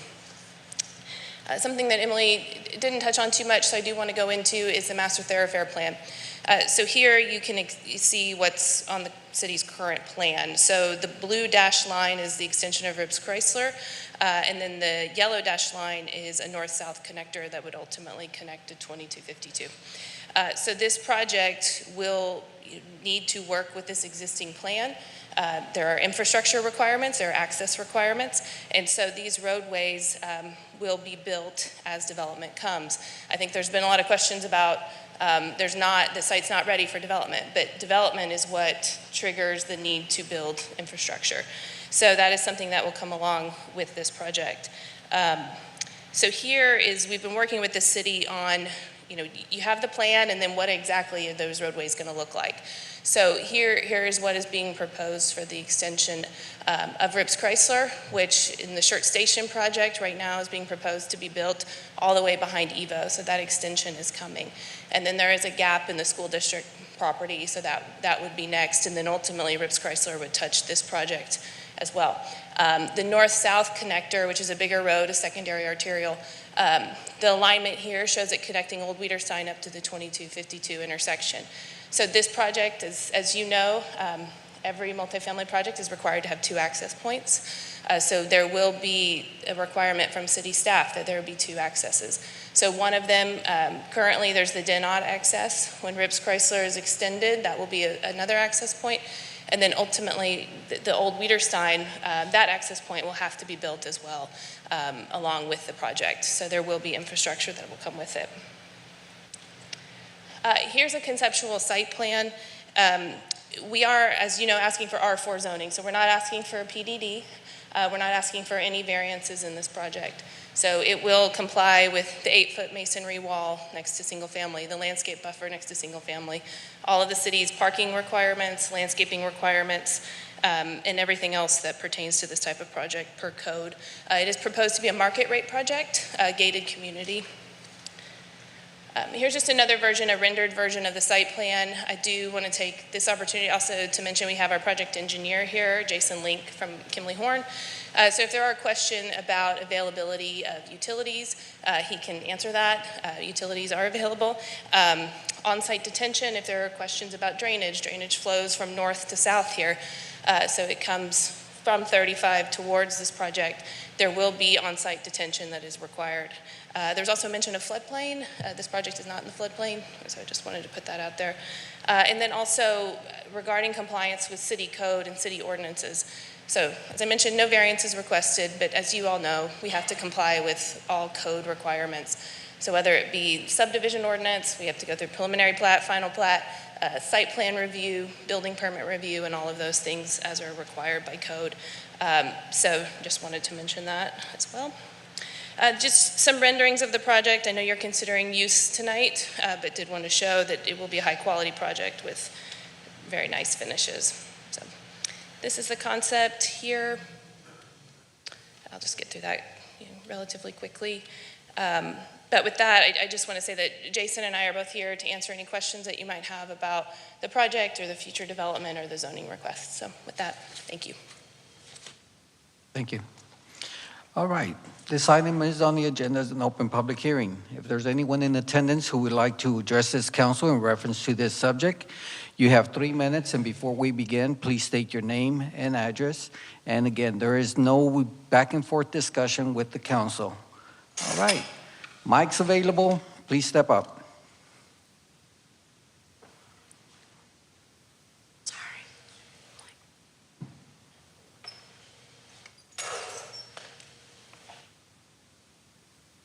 Harold Densberger, 2229 Denot Hill, Schertz, Texas. I've lived at this property for 37 years. The 21 acres for sale, under contract, belonged to my dad's estate. He passed away in December, and his wishes were to sell the land when he died. It was under contract. I respect his wishes, and I expect the land to be sold. I have no issues with the developer putting apartments or homes on the land. However, I have an issue with the developer trying to take our property for this development. I mean Denot Hill, private road easement filed with Guadalupe County in the 1940s. The residents had this private easement. It's been in place long before we built our homes. The developer feels they have the right to confiscate our private road to benefit a private development without having negotiations or conversations with the owners. The Denot Road ingress and egress for the apartments was on the presentation at the Planning and Zoning meeting, North and South Connector, on the 9/13, and has been removed for this meeting to facilitate approval of the zoning. Ask yourself, why was it removed? Months ago, I went to the Planning and Zoning Department and talked to them down there and talked to them about the road. And they said, and I quote them, that the developer could not do anything with the private road without all the odds signing an agreement allowing them to use or modify the road. They also told Brenda Ott and Adam Sharp the same thing. So why is the planning and zoning staff supporting rezoning apartments without two established means of ingress and egress to a major roadway that could support additional traffic? Long-term planned roadways don't always happen. If the city of Schertz can't provide or find funding, in my opinion, something is very flawed with this process. I would like to know from the developer how they plan to get approval to take Denot Hill. I believe the only way they can take it is through eminent domain. Does the city have a plan to assist a private developer to take our property just so they can have ingress and egress for a private development? The Texas Landowners Bill of Rights states, your property may only be condemned for the purpose or use that serves the general public. Texas law prohibits authorities from taking your property to enhance tax revenues or foster economic development. The sole purpose of taking our private road would enhance a private development on the 20 acres. On the presentation, the north and south connector, which is Denot Hill. Thank you, sir.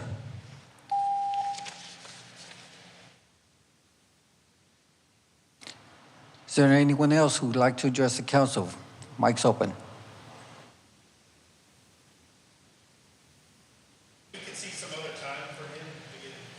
No, not during the public hearing. Everyone is only allowed 3 minutes.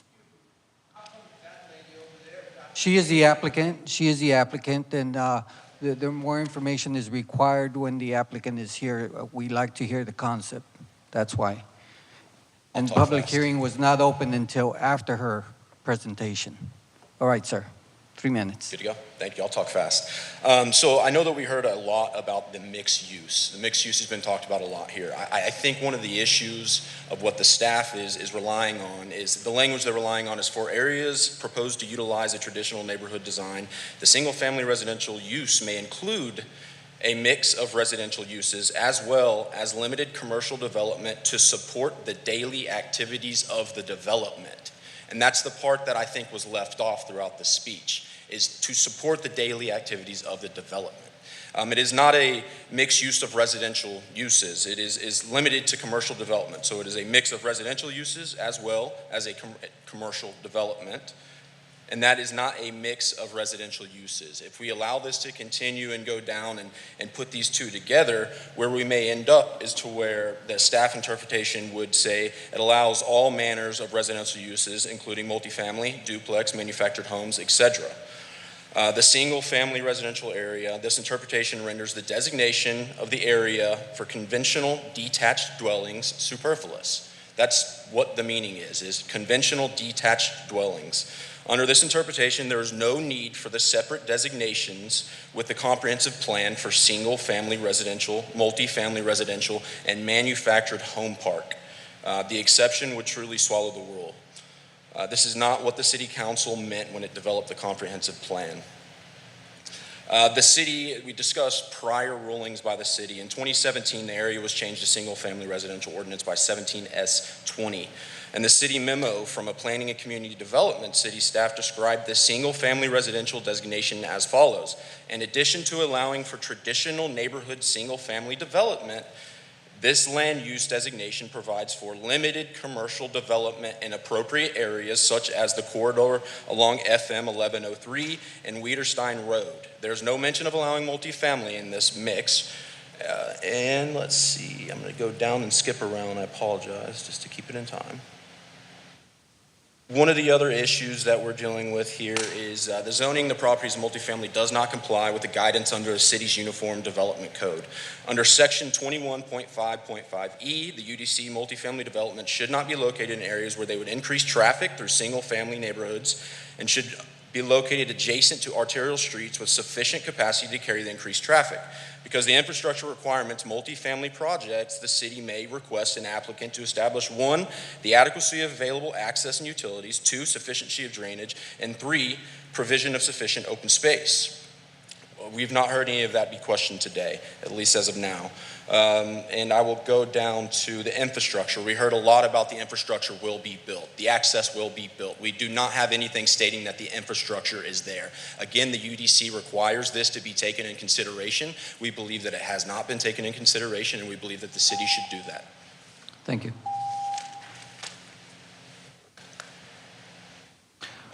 Right, mic's open.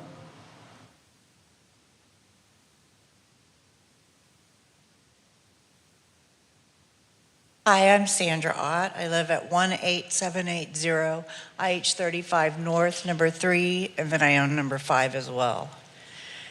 After attending the meeting for the rezoning on September 13th, it seemed as though the commissioners did not care about the families living 100 feet away from the adjacent land to potentially be rezoned for apartments. The vote was 7-0 on a zoning that was trying to use our small private road for an apartment, the Denot Hill, for egress and ingress. Something to consider. Would any of you like to have an 8-foot concrete wall facing your front yard with 250 to 300 apartments behind it? And I'm wondering, has anyone even been out to see the property? The city of Schertz seems to be money grubbing by allowing a New York developer to potentially harm our families and the greater Schertz community. I have had zero communication with the buyer, the seller, or broker about this project. The buyer and the commercial real estate agent could not even show up to answer basic questions. I read that the proposed zoning is not anticipated to have an adverse impact on adjacent properties. If it is not your property, you may feel this way, but I do not agree. The devaluing of our homes, increased crime rates, lack of privacy with potential 3-story apartments facing our front yards. The city of Schertz is not concerned, or does not seem to be concerned, with our safety or welfare. There is better land for apartments than this field in front of our homes. I've driven down the access road and seen lots of properties for sale. So I'm not sure why they want this back land in the middle of our fields. Anyway, thank you.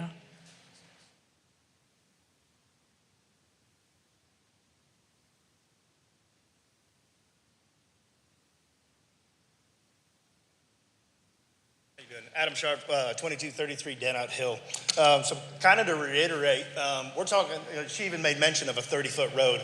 If we're going to have 450 residents coming down a 30-foot road, does that fit any code that's in the city of Schertz? So what access point, right? And back to my counterparts, section 21, 5.5. If you look at the multi-district, the apartment multifamily, they're not even showing a road. So how are we going to approve multifamily when there's no access or egress currently in? So let's get those established and then re-vote on this on another date. I don't understand how we can approve this and there's no true access. So they're saying they own 30 feet. Well, is there easements in that? Is that the entire road? So you're having access and egress off a 30-foot road for 455 residents, right? On top of the current residents that are there. So, and if they try to go, even Rip Kitchener, I mean, look how full Cibolo Valley is. I mean, that bridge on that was a 2-lane, and now it's down to, they've increased it to a 3-lane. So, I mean, the population in this area is pretty full already. So, thank you for your time. Thanks. Is there anyone else like to address the City Council?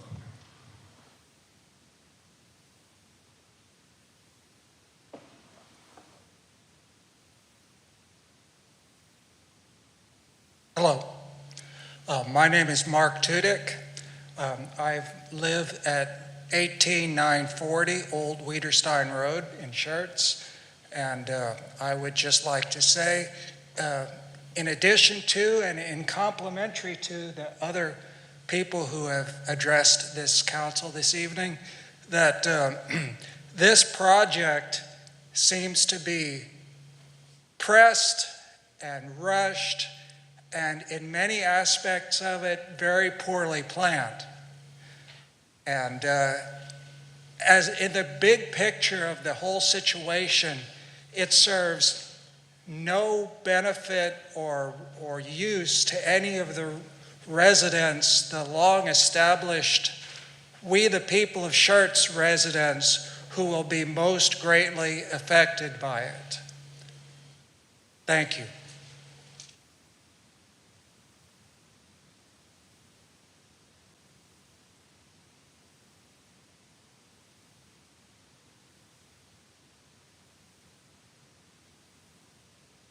Good evening. My name is Jesus Awayo. I'm in 1212 Spicewood. I'm opposed to this as well. So as we know,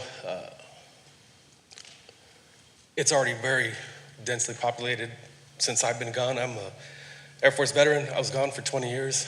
And when I came back, I almost didn't recognize this place. There was a lot of development along 35 and just all the homes that went up. And I'm sure, as you guys know, the traffic, as soon as you approach from Austin this way, it's almost a nightmare some days. I don't see the need for another 450 cars on the road in this area when we can't even get through this whole area right now as far as the traffic and what's going on. The development of the city, like I said, I think we're spilling over. And so, I don't think this is a good thing. And on a personal level, as they explained, having this apartment just being raised right in front of your family's home is it's just not ideal. So thank you for your time.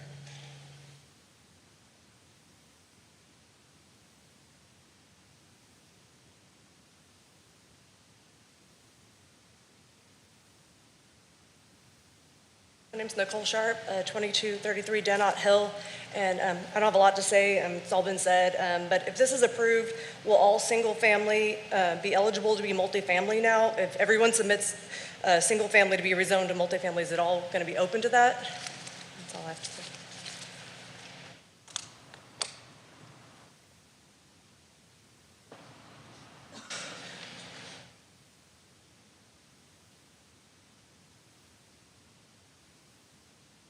Good evening. My name is Christopher Ruggiero. I live at 2429 Melville Lane. I don't have anything specifically material to add to the argument, however, I am against. I have to say that I agree with what everybody's said on this side, that the utilization of Denot Road is dubious at best for this project. It seems that this project is rushed. There are numerous parcels of land that are available in Schertz to create these apartments. The case has not been made as to why this specific undeveloped parcel of land is necessary for this project, not to mention the general disruptions to these folks' lives over the indefinite period of time where these utilities will have to be dropped, the apartments will be built, the ingress and egress of the construction trucks alone is going to be an enormous disruption to these folks' lives. And then, as exactly what one of the others was saying, an 8-foot wall facing 3-story apartments bearing directly into their homes. It seems like Schertz community service opportunity taking care of our people, this doesn't seem to be a very good way to take care of these folks. So that's all I have to say.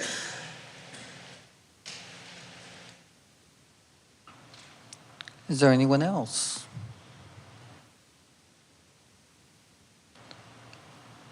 All right, going once, going twice. All right, public hearing is closed. Council, floor is open for discussion. Councilmember Brown. I do have a real question on the Denot Hill access road.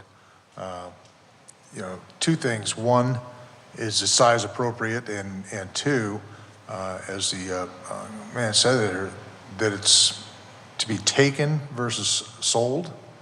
Is that the assumption there? Is it a public road or is it a private road? We can.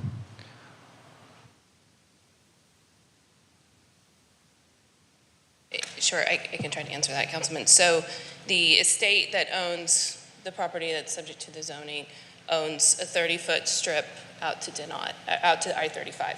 So they are the owner of that piece. There is also an additional ownership. Does this work? No. Okay. Where you see where it curves a little bit, that's a different. We have that on our. Yeah. So that's a different owner, but the property that's being sold owns 30 feet to 35.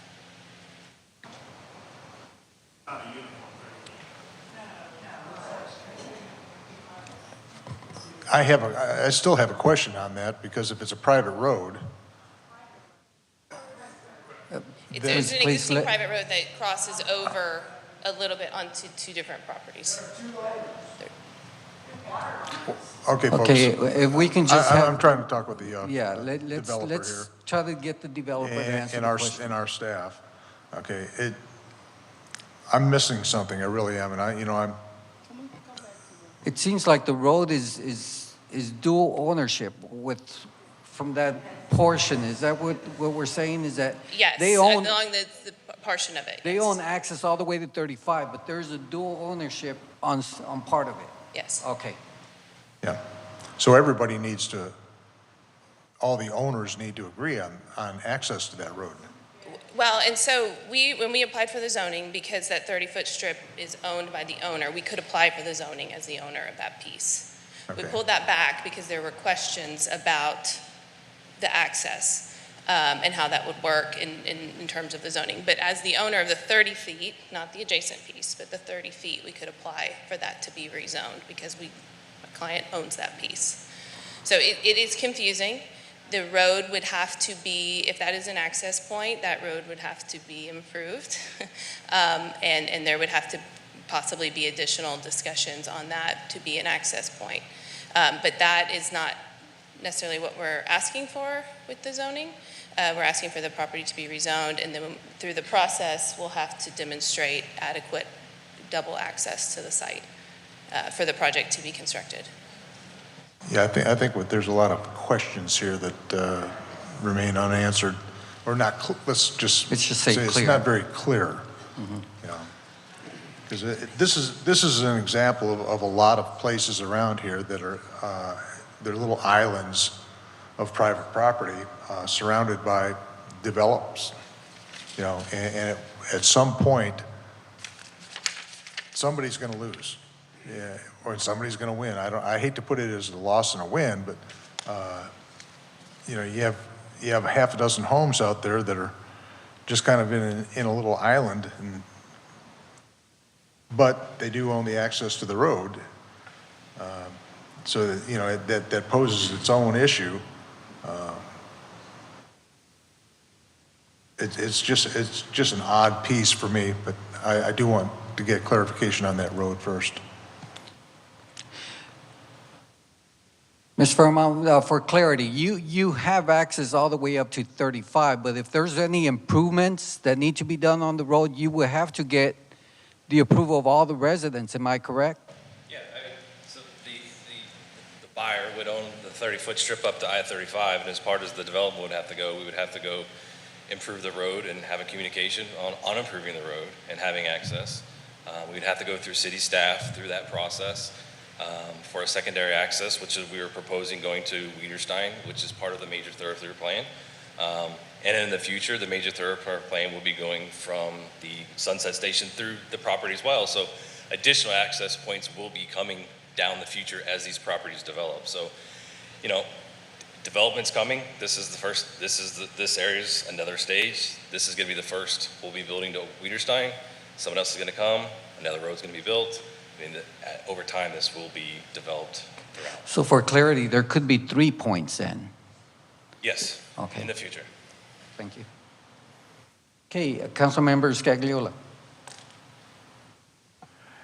Yeah, I have some serious issues with this. Yeah, I don't mind apartments in single-family residential like this, if it's appropriate.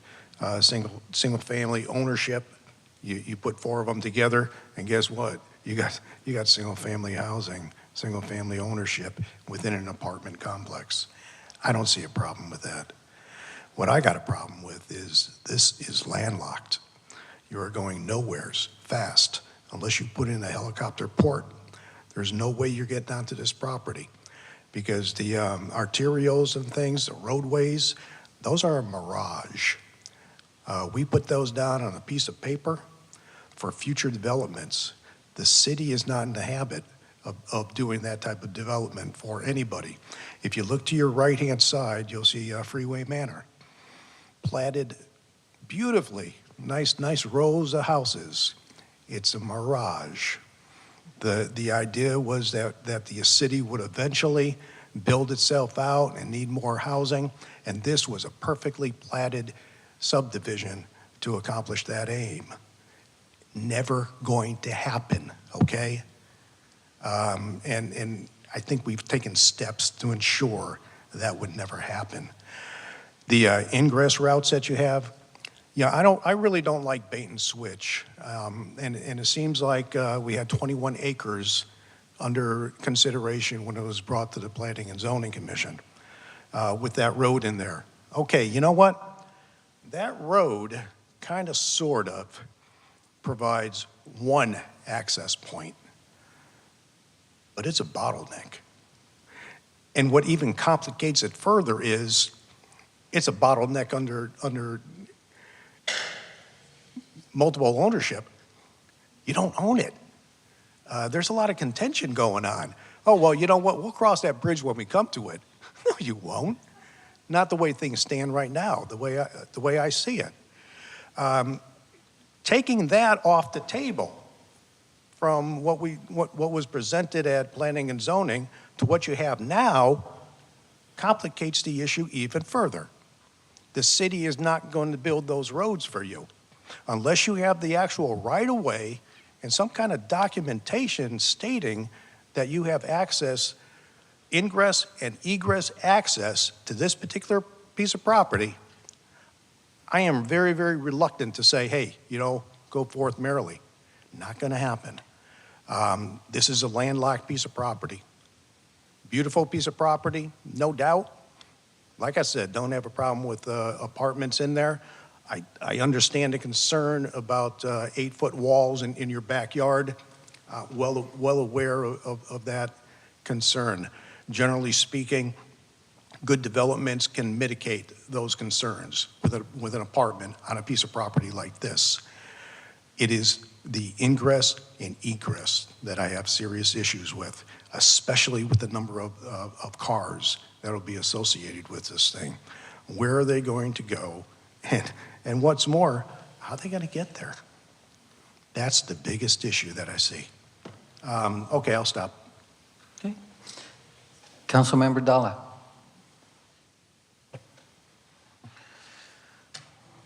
So I guess let me begin with, this is a zoning request on what the future use of this piece of land is going to be.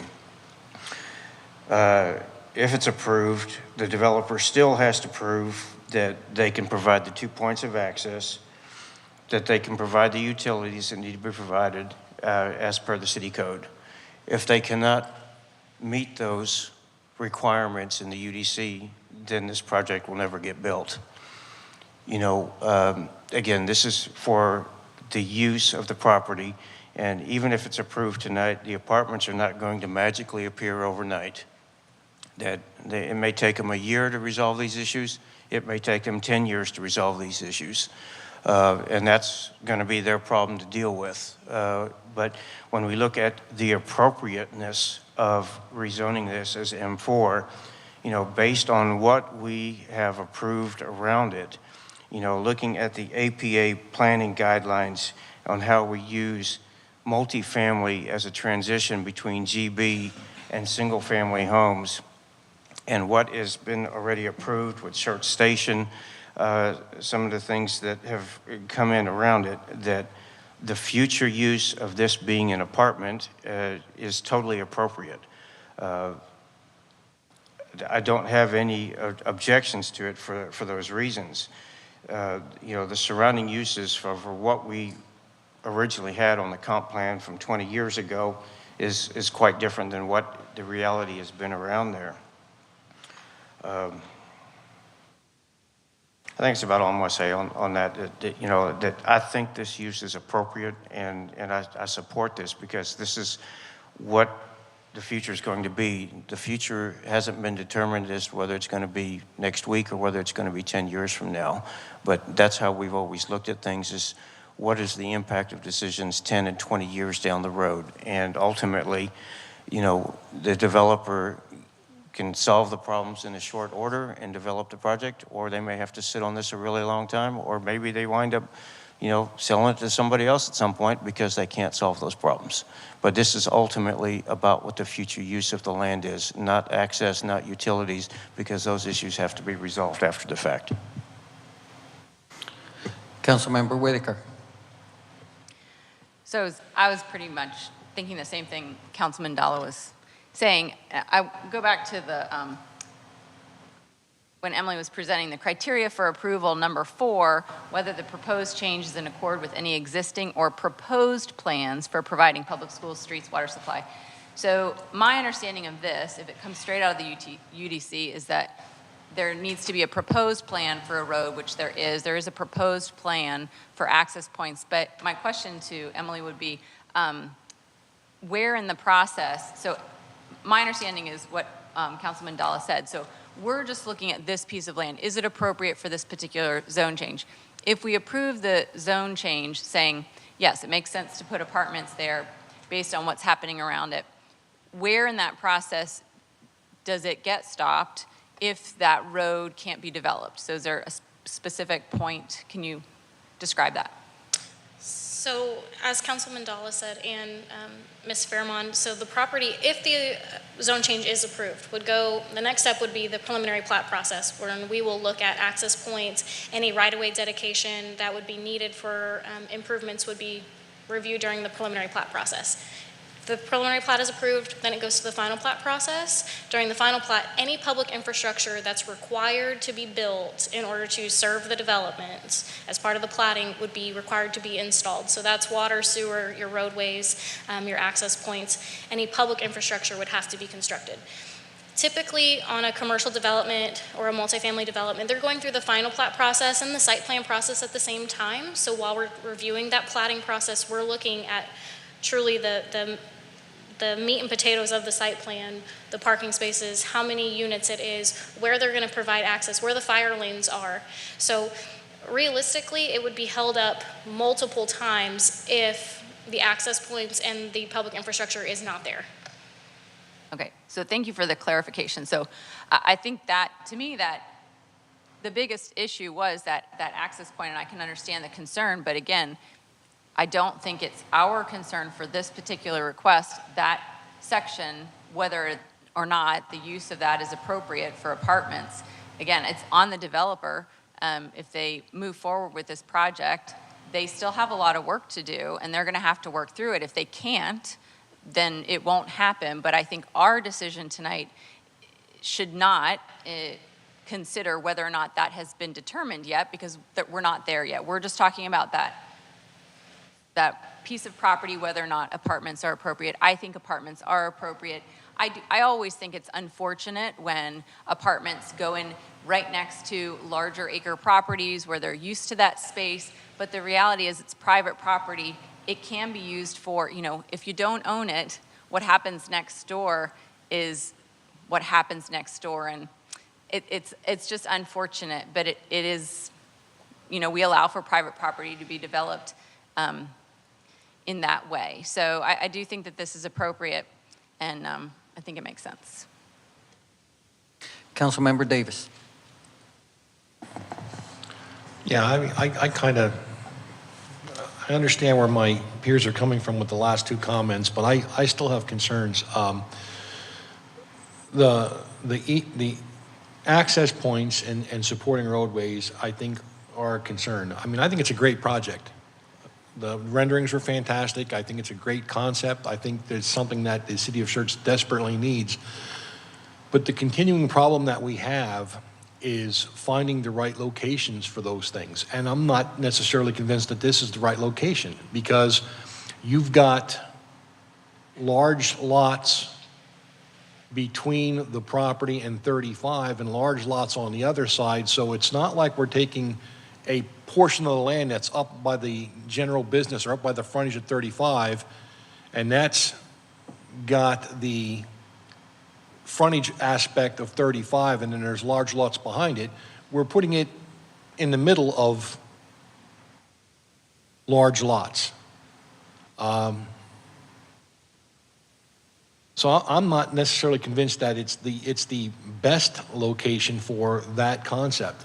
And then the other part is like Councilman Dahl said, we talk about how it complies with the comp plan, but we're in the process of updating the comp plan. Our comp plan is dated, and there's been a lot of changes over the years, and we're in the process of updating it.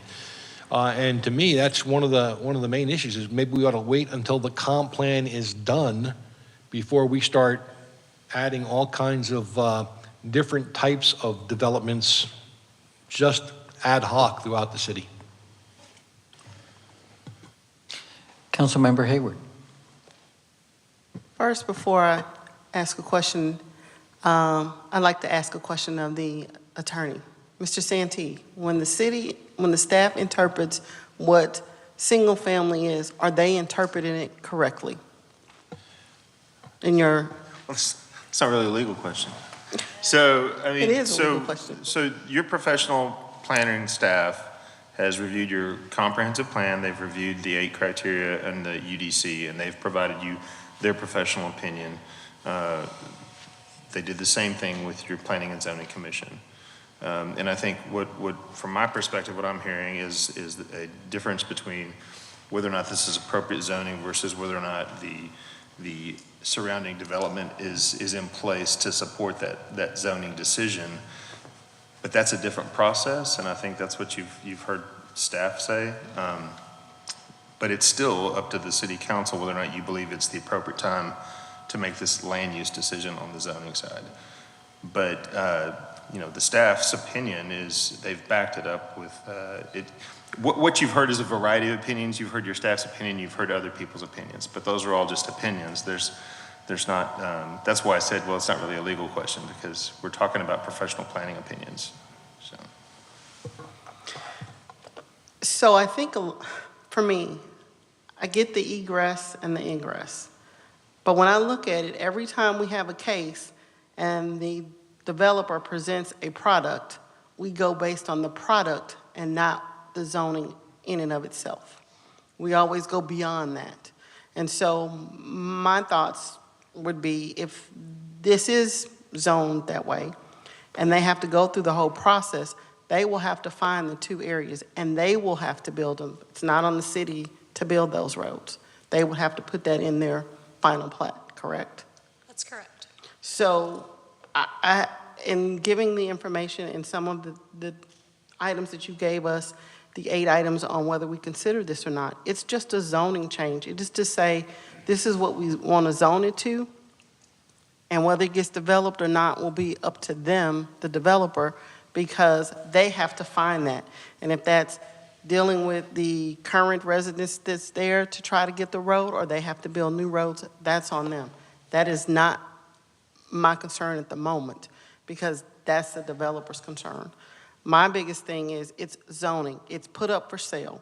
When you hear that a family put it up for sale because that's what another family member wanted, and you're adhering to what the family member wanted, I kind of go with, I think it works for that area because of the way we're developing and being off of I-35 corridor. I think it's just going to flow there. I think the other thing that we have to look at is when we're talking about affordable homes, everyone keeps asking us, when is Schertz going to develop affordable homes? We don't do the development, the developers come in. But this is a way to have affordable homes for those people that want to live in Schertz and have the same benefits that we have in the city of Schertz. And when you live off of the I-35 corridor and in between the I-10, and 1,200 people a day are moving to Texas, we're going to get crowded. They're saying that Texas will probably not be an agricultural town or state, 21, long after I'm gone, Texas will be full because people are moving here because they like what Texas offers. And if someone wants to sell their property, it is not for me to deny them the right to sell their property, because Texas is a property rights state, and you have your property, you sell it to whomever you wish. If you own the land, you get to say what goes there. If you don't own the land, you kind of don't have a whole lot of say. And to me, if you got to own the land, I think that when everyone says that apartments don't go next to homes, if you go right across the street, out Schertz Parkway, you've got apartment complexes right next to Kramer Farms and Old Schertz. There are homes there. They dealt with those homes being there. And the people seem to live, and I've talked to people in those areas, and they go, no, we're not having any crime or any extra crime from those apartments being there. So I think that's the go-to thing is when people live in apartments, you automatically assume that they're going to be criminals. If their market rate, the market rate is high at this moment. I mean, you can almost buy a home kind of for what they have apartments for. I mean, I know people that live in apartments and they're paying $1,800 a month. And if they want to park in front of it, that's another $100. That's $1,900 a month for an apartment at market rate. I don't know what the market rate's going to be once this gets developed, but it's just a zoning change. It's to say, hey, we want this to be zoned that, so when the development comes, we're ready. I understand that. So I don't have a problem with it. Councilmember Dalla.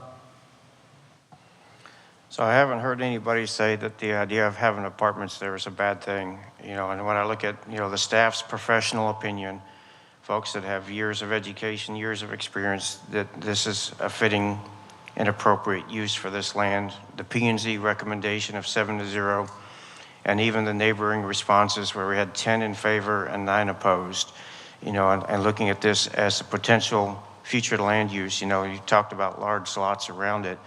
You know, when I first moved to San Antonio almost 30 years ago, before we got out here to Schertz, we lived in an area there off of Tupper 1 and 35, and, you know, there was a neighborhood that was surrounded by a couple of dairy farms. And it was that way for several years before those families decided to sell and shut down their dairy farms, and now there's subdivisions all the way around out there. You know, it's unfortunate, but that is the reality in a high-growth area. That, you know, as these properties turn over, that they're going to be broken up or something else is going to happen to them. And, you know, this is just the planning process of what this future is going to look like. Councilmember Scagliola. Yeah, just to clarify certain things, as I said, I don't mind the apartment buildings. And by the way, I don't know anybody who believes that apartment people who live in apartments are, you know, prone to criminality. I don't see that happening. But anyway, I think I got a philosophical difference here. You know, ever since I've been on the council, some people look at this as a simple zoning change for the here and now. What's appropriate for the here and now? I've done a lot of analysis, and some things really seem appropriate here and now. But what's going to happen 5 years from now, 10 years from now, 15, 20 years from now? This is a zoning change. Is R4 appropriate for this particular plat of land? Well, the answer is it's conditional. Is R4 appropriate if you don't have the proper egress and ingress and egress? I think about our firefighters having to respond to a site like this. Firefighters, police, EMS, anybody else. Is an apartment dwelling like this with the traffic you can assume will be coming into and out of here, is that appropriate for this particular piece of property? You can't divorce yourself really from thinking about access to this property, because it's the access to this particular piece of property which would make R4 appropriate or inappropriate. That's my position on that.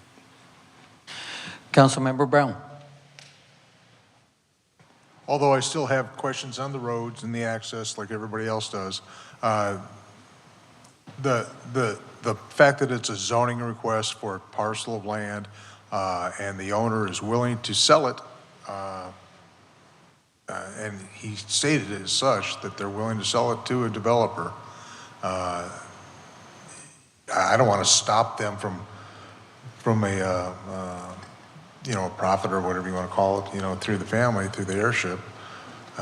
But I think we'll have problems in the future going down the road as the actual development comes up. But in the meantime, to rezone it to R4, you know, I have to agree that that's probably not a bad thing.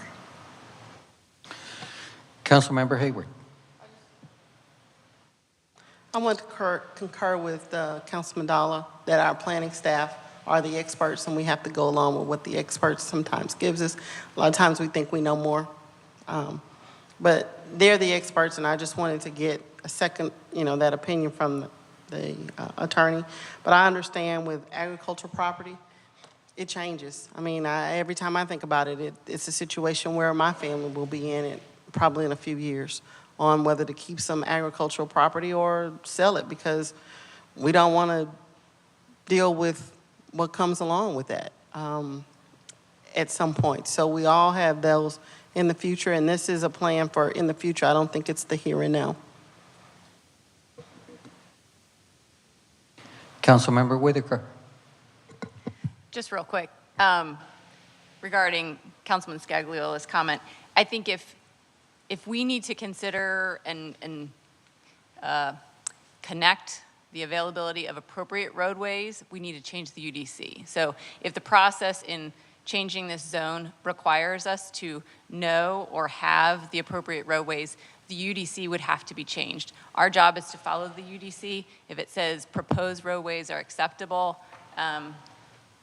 to allow a zone change for this purpose, I think that's enough. Again, I mean, I think we all agree it's going to be a challenge, but I don't want to try and create something that's not there in the UDC and say, I have to see a roadway and the plan for it before I can change the zone, so. I see no other council members requesting to speak, but now's my opportunity here. You know, I look at this property, and of course, we have the residents on one side that are not comfortable with the multifamily, but I didn't hear anything from the Bussey's flea market here as to how it would impact them. Not only that, I see that we have the, on the map that's provided up there, we have the Schertz station going up there too. And the business communities that are going to be along IH-35 and how they would benefit from having an apartment complex. But we talked also about the roads. There's only one access point to Evo, but there is a second one that's not available for the public. And I also look at the workforce housing apartment complex that we have a groundbreaking ceremony this in a couple of days. There's only one access point to FM 1518, but there is a second one for the fire department. You know, the roads are going to be built there, and this is not a question of whether or not they have the roads available or whether or not they're planned in there. This is a zoning issue, or whether or not this apartment complex is a good fitting for this area. That is the ultimate question here, not the roads. The roads eventually, as you stated, will be part of the planning when it comes down to the final plotting of where everything's going to fit. It is a tough decision for this council to make. And as I said earlier, this council is responsible for shaping a future that does not exist. The only question is, what is our vision? And we have 7 different visions up here, 8 if you count me. You know, and that's the tough question that this council has to make a decision on. And in this situation, it does require a 6-1 approval. And with that, we'll go ahead and any other questions before we open up for the vote? I don't see any. Mayor, All right. Yes. I'll make a motion that we approve ordinance 23S26. Second. We have a motion made by Councilmember Dalla, second by Councilmember Whitaker. Any other comments? All right, Council, cast your votes. All right, if you can go ahead and publish the vote. The vote is 5-2. It basically has a majority of 5, but according to the Texas Local Code, and let me read that section here so that we can go ahead and place it on there. No, I wrote it here somewhere. Okay, Texas Local Code 211-006, item D requires a 75% approval. We didn't reach that 75% approval, so this motion has failed.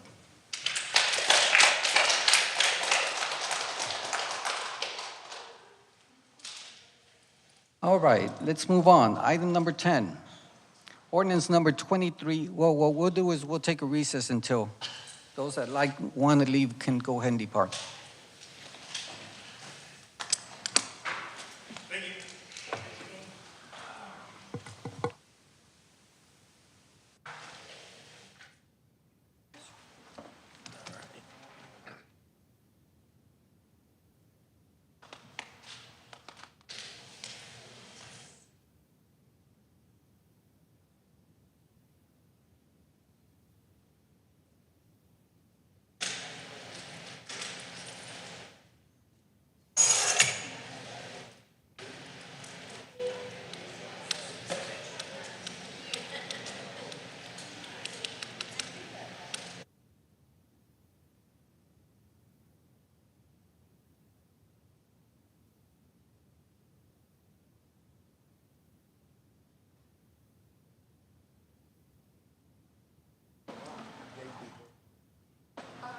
Then they would be building them.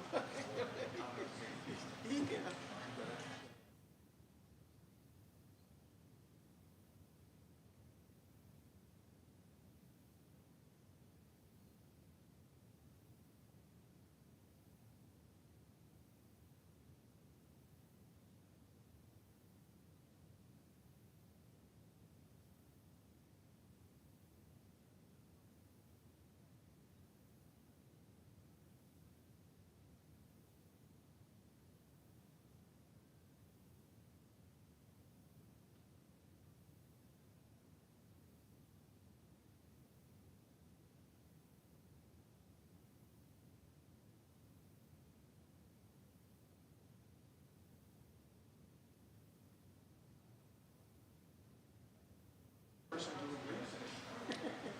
But that's all I need.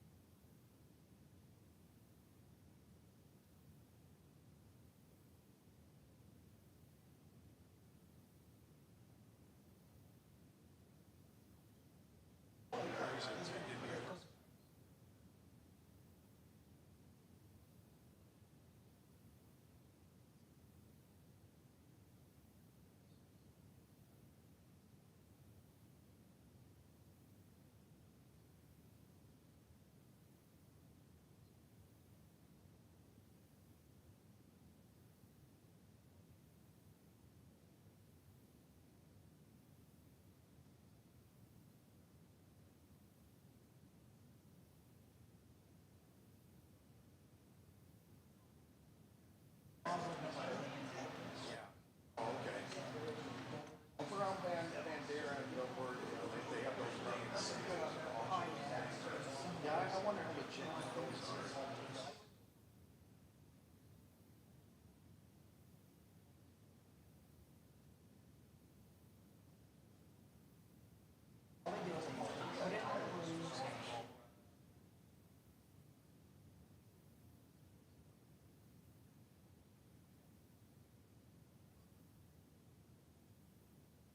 Other kind of infrastructure though, or they just put trees and a road? They got, usually there's plenty of electricity.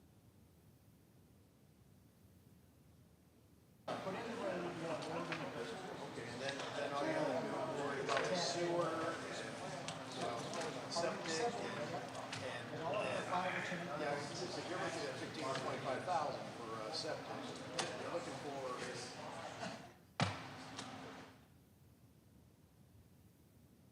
I decided to cut trees across the property out south of the villages.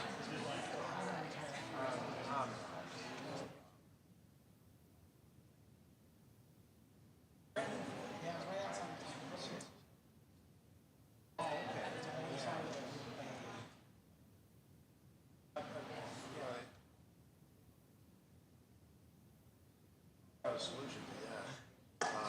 Florida, they got 54 golf courses.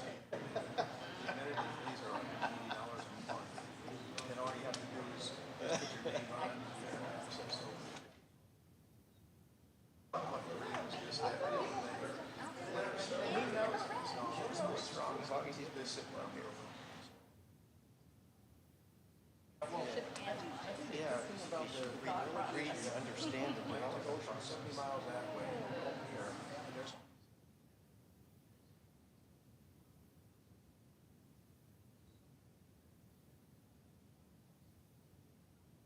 But I almost got concerned. The index went up to 104. Of course, that's what the real temperature here was on. The index is 90. Oh, yeah. Well, it's interesting. Yeah, the property right next to it. See.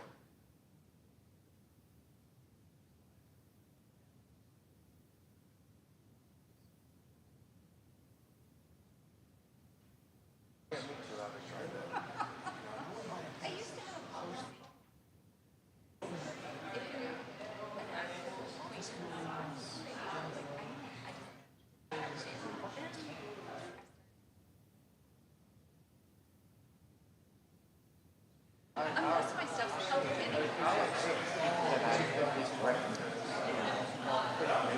somewhere along the way in life.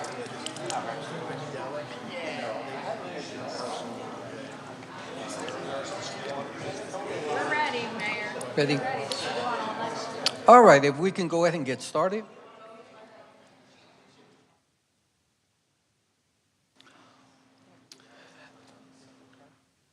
And the time is now 8:45. We're going to resume our meeting. Next on the agenda is item number 10, ordinance number 23S25. Conduct a public hearing and/or consideration to request to rezone approximately 14.3 acres from general business to single-family residential district located approximately 483 feet from the intersection of Green Valley Road and Eckhart Road, also known as a portion of 4600 Eckhart Road and 7263 Green Valley Road, Schertz, Guadalupe County, Texas. Our first reading. Floor is yours. Ordinance 23S25, zone change for a portion of 4600 Eckerd Road and 7263 Green Valley Road, 14.3 acres. Daisy Marquez, planner. So as you can see, here is the subject property in green that is being outlined. And here is Green Valley Road, here is Eckerd Road, I-35 is up here, and this is Homestead. So on August 28th, 9 public hearing notices were mailed and a notice was published in the San Antonio Express on September 20th. We only received one response neutral to the zoning request. And again, here is the zoning exhibit just to help orient yourself. This is Green Valley Road, this is Eckerd Road, so I-35 would be over here. So again, only a portion of 4600 Eckerd Road is currently GB. The rest is actually R2. And they're also taking in 7263 Green Valley Road that is also currently GB, that is requesting the zone change to R2. So to the north, we have the rest of the R2 of 4600 Eckerd Road. And then we also have the R6 of an existing subdivision. To the east, we have Eckerd Road right-of-way, and then we also have GB. To the south, we have Green Valley right-of-way, and then to the west, we also have general business, which is currently agriculture and mainly undeveloped. So the current zoning is general business district for the remaining portion of the property, and the proposed zoning is single-family residential district R2.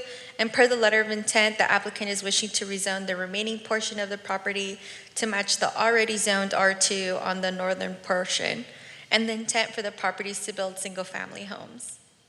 So the current comprehensive land use plan identifies this property as single-family residential, and single-family residential is meant for a mix of residential uses to include detached dwelling units and may include limited commercial development to support daily activities. The proposed zone change to single-family residential R2 would be in conformance with the intention of the single-family residential land use designation. So again, the proposed rezoning to R2 would be consistent with the existing surrounding uses, and the northern portion of the property was already rezoned in December 2022 to R2 with ordinance number 22S42. The proposed rezone to R2 is compatible with the adjacent land uses, will match the current zoning of the rest of the property, and aligns with the intent of the comprehensive land use plan. So staff is recommending approval of the proposed zone change from general business district to single-family residential district due to its consistency with existing land uses and compatibility with the comprehensive plan.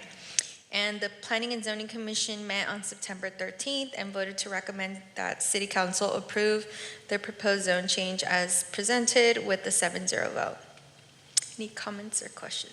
All right, thank you. All right, this item is on the agenda as an open public hearing. Is there anyone in attendance who would like to address the council in reference to this subject? Going once, going twice. Public hearing is closed. Okay, council, floor is open for discussion.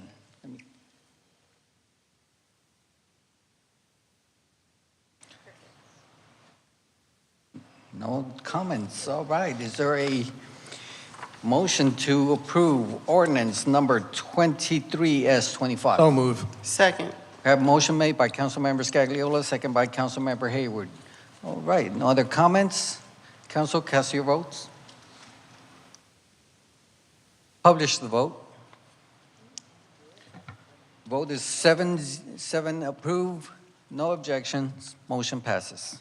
All right, we'll move on. We have item number 11. We have a workshop discussion regarding the status of the city's electronic marquee signs.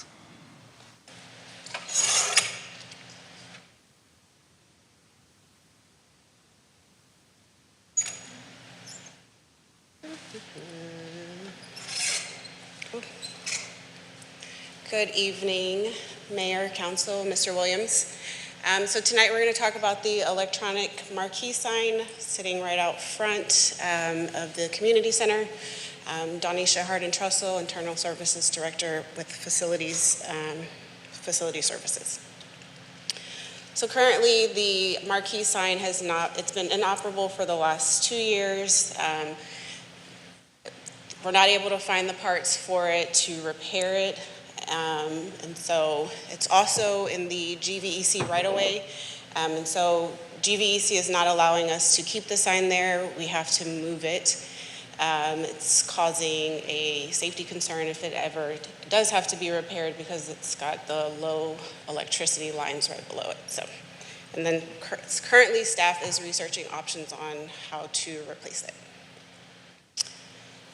The current city requirements, the UDC includes a waiver for government signs to not comply with the sign regulations that apply to businesses. These regulations include the location restrictions, which is no electric signs shall be permitted within 150 feet of a residential zone property or property used for residential purposes. Maximum area of an electronic sign, shall not exceed 50 square feet. In this case, if the sign was the max size of 90 square feet, then only 50 square feet can be electronic and the other 40 should be static.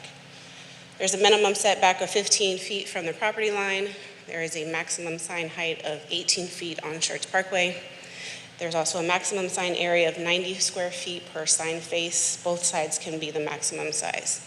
And then lastly, the number of signs is 1 freestanding ground size per lot per street frontage. So currently, as you can see, our current sign is the Hal Baldwin Municipal Complex with the marquee sign not on. And then the potential new redesign of the new sign. So going forward, staff is asking to remove the electronic portion of the sign, keeping the Hal Baldwin monument that's at the bottom, and then relocate the sign within the complex, maintaining its street visibility, and then request a waiver to keep the sign on city campus, but relocate it in its current position. And the total cost, if we were to demo and install a new sign, would be between $84,638 to $91,271 based on the size of the sign. Questions? Right. Thank you. Thank you. Council, floor is open for discussion. Councilmember Scagliola. Yeah, I was taking a look at the the proposed sign. Where exactly would the proposed sign go? So we did walk the campus, and we walked it with one of the vendors who actually came up with this design, Aetna, and we were considering placing it in the first parking spot or 2 parking spots right in front of the council chambers. Huh. Would there be any reference to the Hal Baldwin Municipal Complex? So would that one of the stay? things that we're requesting is, and GVC did say we could, is keep the Hal Baldwin part of that sign, but then just remove the top half, so the 2 pillars. I can understand removing the marquee up on top, but it'd be kind of nice to have something on top of the Hal Baldwin It would Memorial. match what we have right now for the police department and the library. So their signs are low to the ground like the Hal Baldwin one, so it would kind of be the same. Okay, but there would be something on top designating this is the city of Schertz, hey, We welcome. can't have anything on top because of the GVEC right away. So that's why we have to take the electronic marquee side down, and either with you all's suggestions or approval, move it somewhere else that's not in such a hazardous place. Okay, so I still don't get it. Are we going to have to take down the Hal Baldwin Municipal Complex sign? No, sir. Just the top part, just just the the top marquee portion. and the two pillars And that there is isn't going to be much of anything on top of the, correct. oh, gosh. They won't allow it. It's okay, he'll still do it. I'd like to move the whole thing and you know, reposition a marquee on top of, well, okay. And the, costs too much money. Come on. Costs money to put the thing up there. Assuming assuming the new sign went up, what would be the cost of that overall? Tearing it down is like 90,000. How about putting it up? It's the same for demo and install. Demo and install? Yes, sir. Wow. Usually those marquees like that are quite costly. I guess the price of electronics are coming down. Okay. Councilmember Hayward. I like the idea. Go with the new marquee. Councilmember Dalla. You know, I kind of prefer the idea of taking the Hal Baldwin Municipal Complex sign and adding it to the new marquee. I think it would illustrate it and highlight it a little bit better versus just a small sign that's on the ground. Yes, I know the police department and the library are there, but, you know, Hal Baldwin was one of the, you know, major people in the history of the city, and I would think that he deserves better than that for the memorial for him. Mr. Williams? Mayor, Council, I might suggest that we can incorporate that into the new sign if that's preferred and just completely remove the old sign. Just a portion of the new sign would include Hal Baldwin Municipal Complex.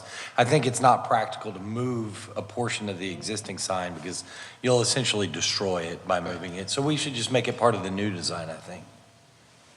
Okay. Councilmember Davis. Yeah, I kind of like the idea of just creating a new sign and including the Hal Baldwin complex on the new sign and making the existing one go away. My other question is, $100,000, is this something we can use hot funds for? Because, I mean, it does advertise the city. We do put information up there. I don't see there'd be any difference between that and printing brochures that we put in a hotel. I mean, it's addressing people coming through the community. We could certainly review it. I think it would be something we need to take a close look at.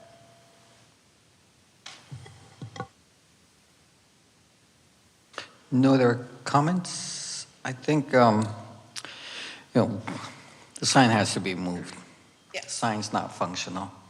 I like the fact that if we do move that portion where it says Hal Baldwin, it creates a barrier, you know, for any damage to come to that sign if there's a vehicle that runs off the road and hits it. So it's an extra precaution that provides there by redoing the whole thing. So I think all in all, the council is in favor, and since it's over 50, it'll be back council for approval once you find the appropriate vendor. Yes, sir. Thank you. Thank you.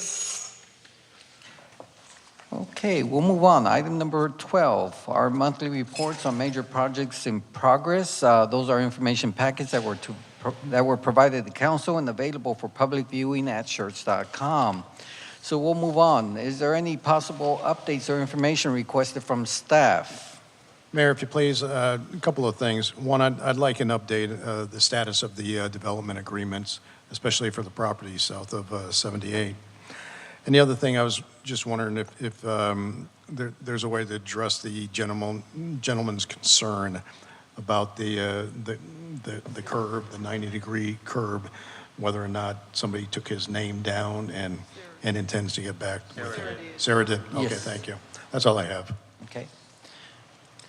Council, any possible items you'd like on the future agenda? No. Okay. Announcements by our council members or events they attended. Mayor Pro Tem Watson. This past week went to National Night Out and then the TML conference, and that was all. Councilmember Davis. Yeah, just had a good time with the city and the staff and learned a lot of good things up at the TML conference. Thank you. Okay. Councilmember Whitaker. I attended National Night Out. We had a great team, wonderful staff that got to talk to a lot of nice residents. Appreciate that. Councilmember Dalla. National Night Out, again, yeah, like Jill said, it was a good time with the staff members. It was great visiting the neighborhoods and well put together, well organized, so thank you. Councilmember Scagliola. Yeah, I was actually pretty busy. I went to the RE/MAX VIP portion of the Balloon Fest there. National Night Out, one of my absolute favorites of the year. Went up to the Dallas TML. Ken Greenwald's dedication out at SSLGC. And as I was walking in, Miss Maggie coined me, gave me a new chamber coin. That's all that's the old chamber coin? Oh, That's okay. the old one. So now I got two? It's the old coin. Councilmember Hayward. It's a new old coin. It's a vintage coin apparently because it was when Schertz Chamber started. So it doesn't have the 3 cities on it. So it's a vintage coin. I attended the ATAC, so the Pedestrian and Bike Mobility meeting. Did the Schertz Animal Advisory Committee meeting. And I attended the TML conference, which was very informative. I also got to moderate a class on the good, the bad, and the real ugly.